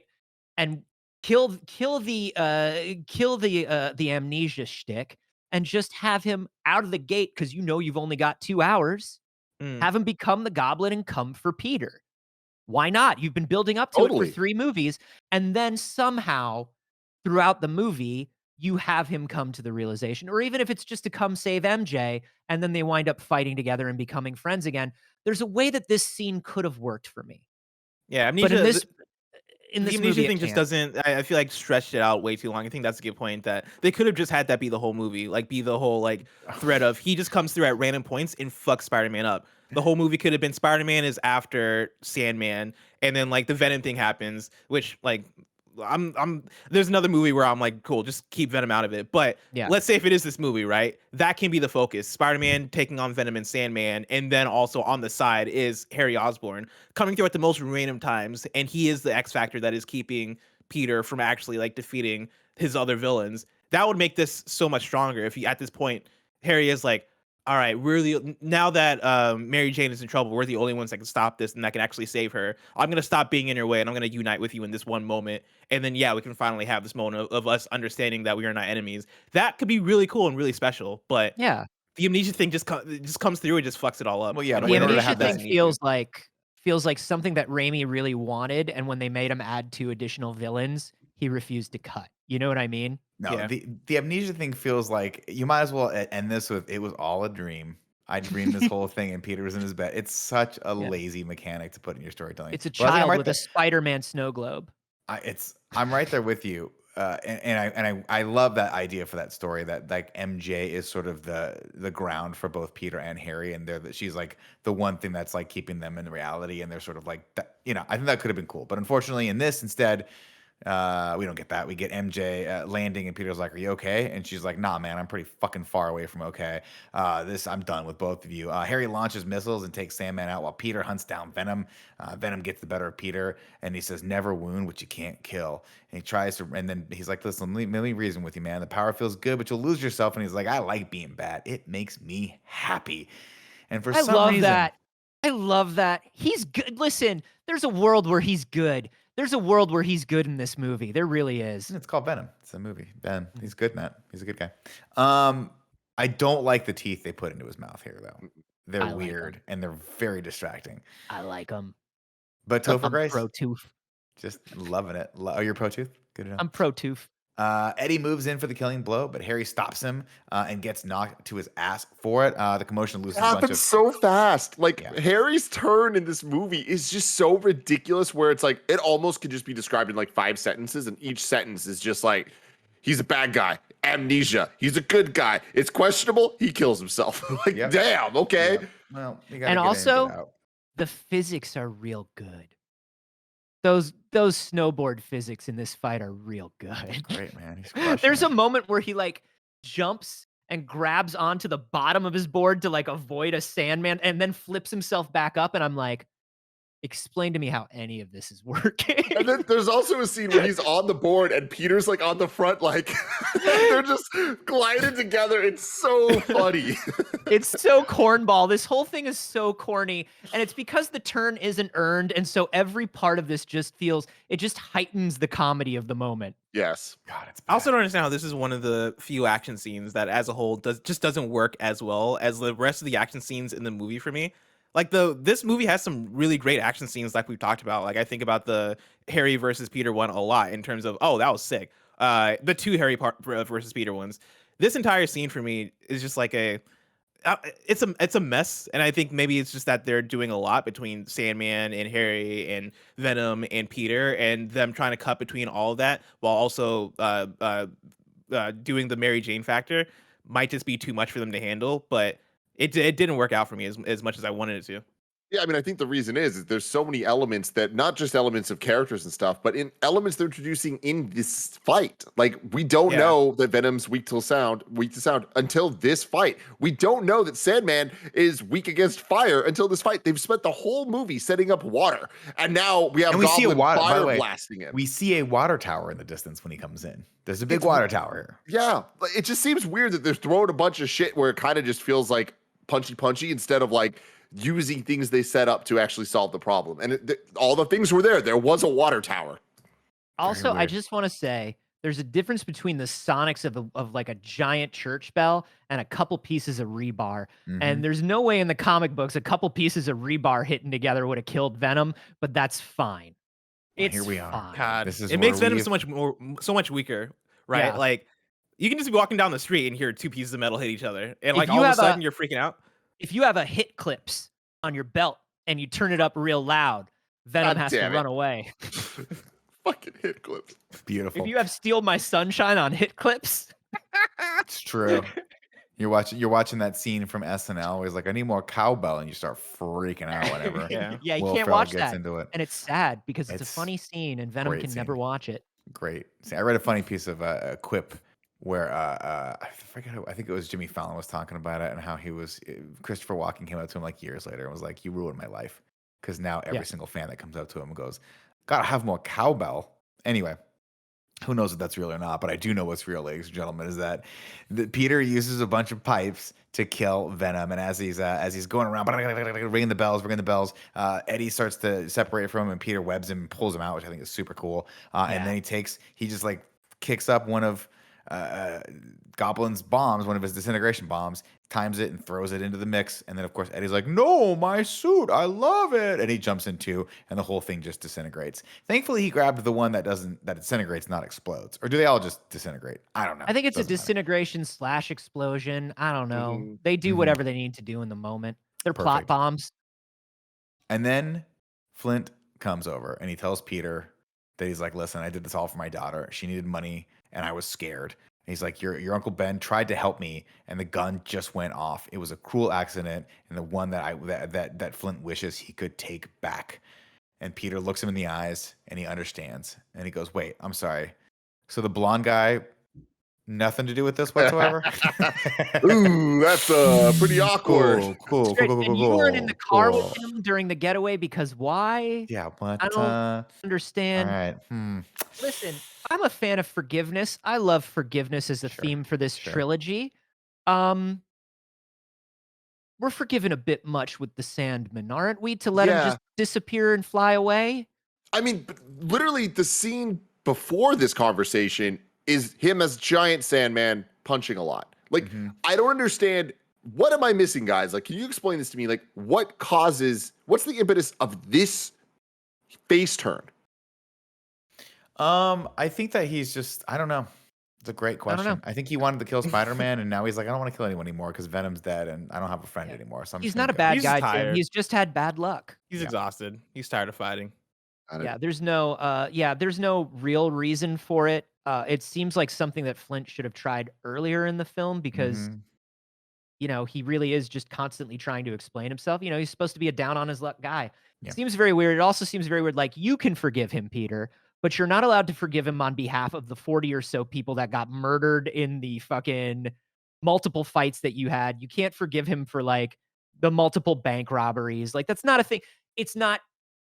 Those are not things that you're allowed to forgive for people. Correct. As he turns into sand and goes, bye. Still committing crimes. The parallel here should be that, like, in the way that Harry has forgiven Peter at this point for quote unquote murdering his father, it should be the same. The Peter Sandman thing should be a parallel to that, right? It should be, oh shit, like Harry is basically to me what I am to Sandman, and I should probably look into why would Sandman do this? Oh, it's an accident. Okay, should I forgive this person? Like, it should be a clear parallel. And it should work like that, and it should be powerful. But in execution, it just doesn't work. Yeah, and I think the second Flint sees particularly that Venom is willing to kill this woman and a bunch of other people, not accidentally, not as collateral damage, but for real, you would think Flint would make his turn there, knowing what we know about Flint. Yeah.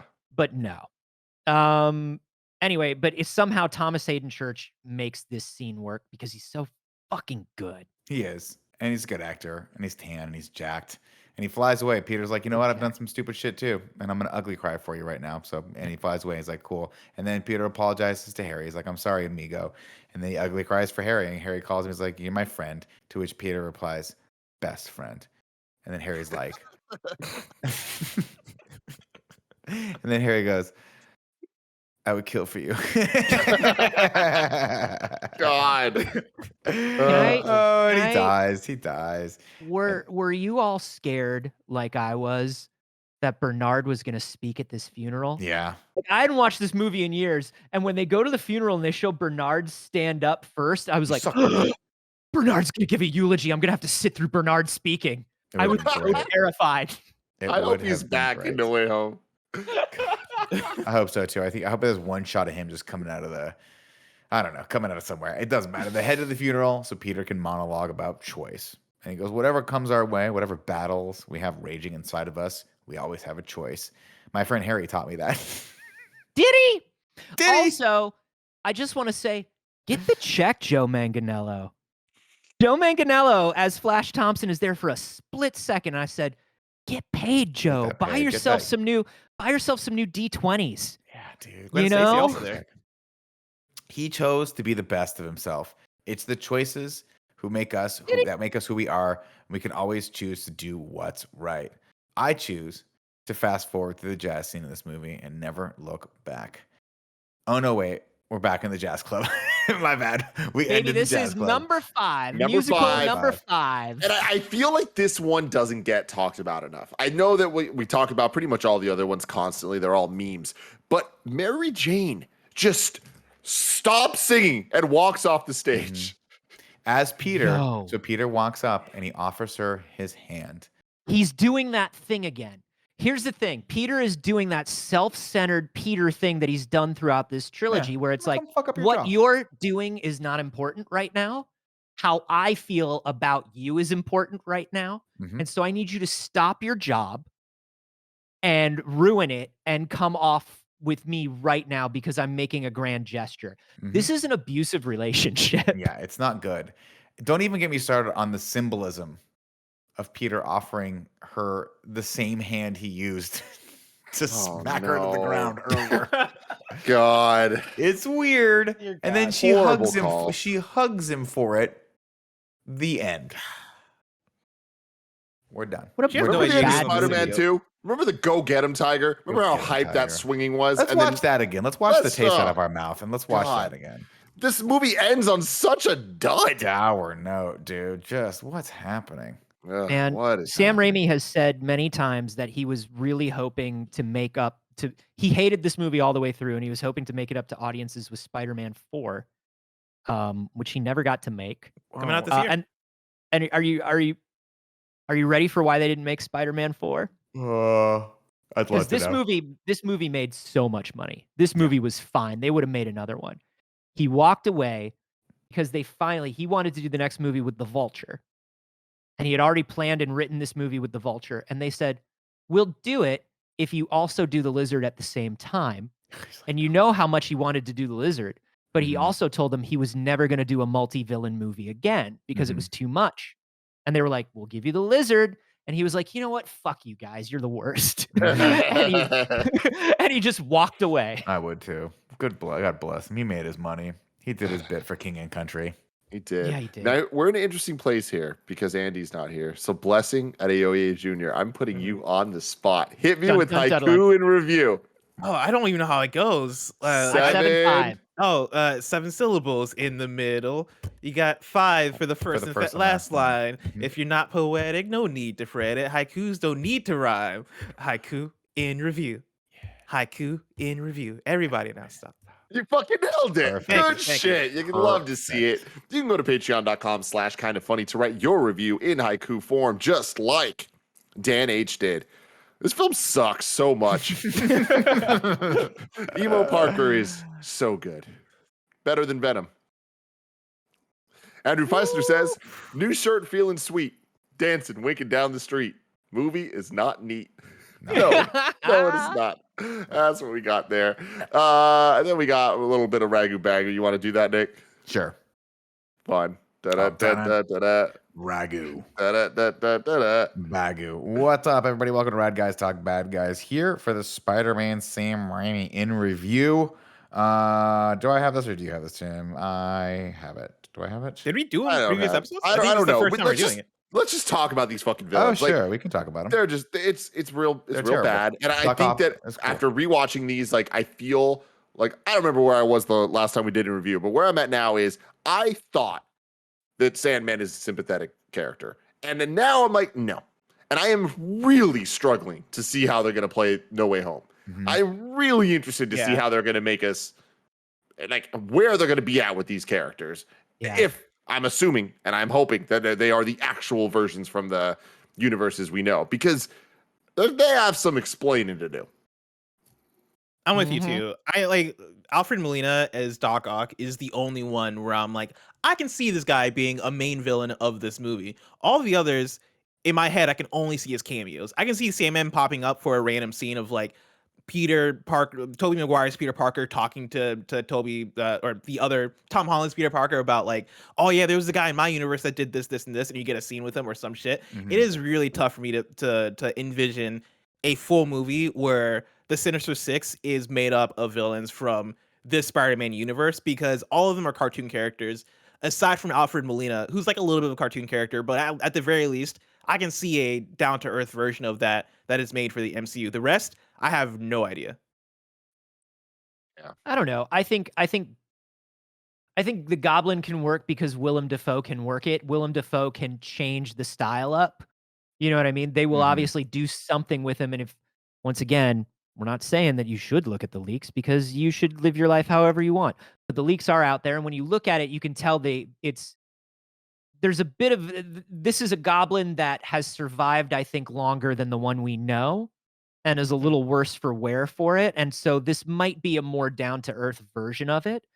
The one that I'm going to have trouble with, I think, seeing is Jamie Foxx's Electro, which is going to be a little too cartoony, I think, for me if he shows up. But once again, Jamie Foxx is a great actor, and they can change that up stylistically as well. As far as these bad guys go from all three movies, I still think the Goblin is a strong villain. I really do. I know he's a little bit melodramatic, but I really love him. But Alfred Molina is pitch perfect. Everybody from 3 can, I don't know, turn into sand and dunk into water. Yeah, exactly. Well, there you have it, everyone. This has been Tim. another. Yes, go for it, Bless. I know. In this podcast, you do a lot of podcasts within a podcast. Yeah, Mine, I start introduced another a one. new one.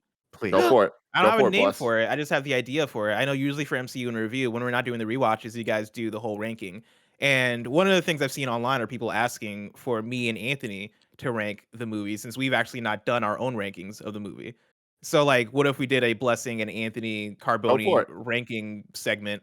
I don't have a good Let's name do it. for it. Maybe when We could Andy do a comes back to- segment, or maybe when this is all over, we could just do our ranking. Yeah, we could. We One could of do the- it one maybe of the at the end of each like trilogy. So like at the end of this one, and then at the end of Amazing Spider-Man, we do it. Yeah, go, we could go do for it we now. could do I the mean, we could do the both of real you ranked rankings them for so cool far. guys. Now, Anthony, Bless. do you want to do? Are we doing joint ranking or separate? It has You know, to be I separate. feel Separate. like you and I are going to be 100% in lockstep on this, though. Bless. I On the think we're first going to three go for sure. I think we're going to go 2-1-3 for this first Yep. one. I'm right there with you. Yeah, 2, 1, 3. Yeah. I thought I was going to like them in numeric order again, but Alfred Molina, man. Alfred Molina really makes 2 just an absolute pleasure and a joy. And I know we bagged on a lot of stuff about 2 during 2, but I think that's just because we felt safe doing it because we know it's a gentle ribbing of a best friend. That's how we feel about 2. It makes him stronger. Yeah. I am curious What I on keep where finding we're when I gonna work go with. from here. Like even my own personal rankings. It's been a while since I've seen the Amazing Spider-Man movies, and I Been a remember while. liking the first one, and I remember not liking Amazing Spider-Man 2. Mhm. And so I'm I- very excited to do it again and see like, okay, is Amazing Spider-Man 2 better than I give it credit for? Looking into the future, I'm interested in that too. I remember enjoying a lot about the intercharacter relationships in the first Amazing Spider-Man. I remember being very into the Gwen and Peter relationship, and I remember them kind of selling it. And I remember disliking 2 a lot. So we'll see where we go. I'm excited to rewatch. You're Just good right just there. for context, when we first ranked these movies, we put Spider-Man 2 at number 1. We put Spider-Man so far, and then Spider-Man 1 at number 2, and then we did put Spider-Man 3 at number 6. It was the first time in review history that we just dropped it all the way down before Why even not? watching the Let's call it what it is. other movies. So Put it down we'll be there. back next week. It's going to be a lot of fun with Amazing Spider-Man. See how that does introduce little Andrew Garfield into our lives. But until next time, I love you all. Goodbye.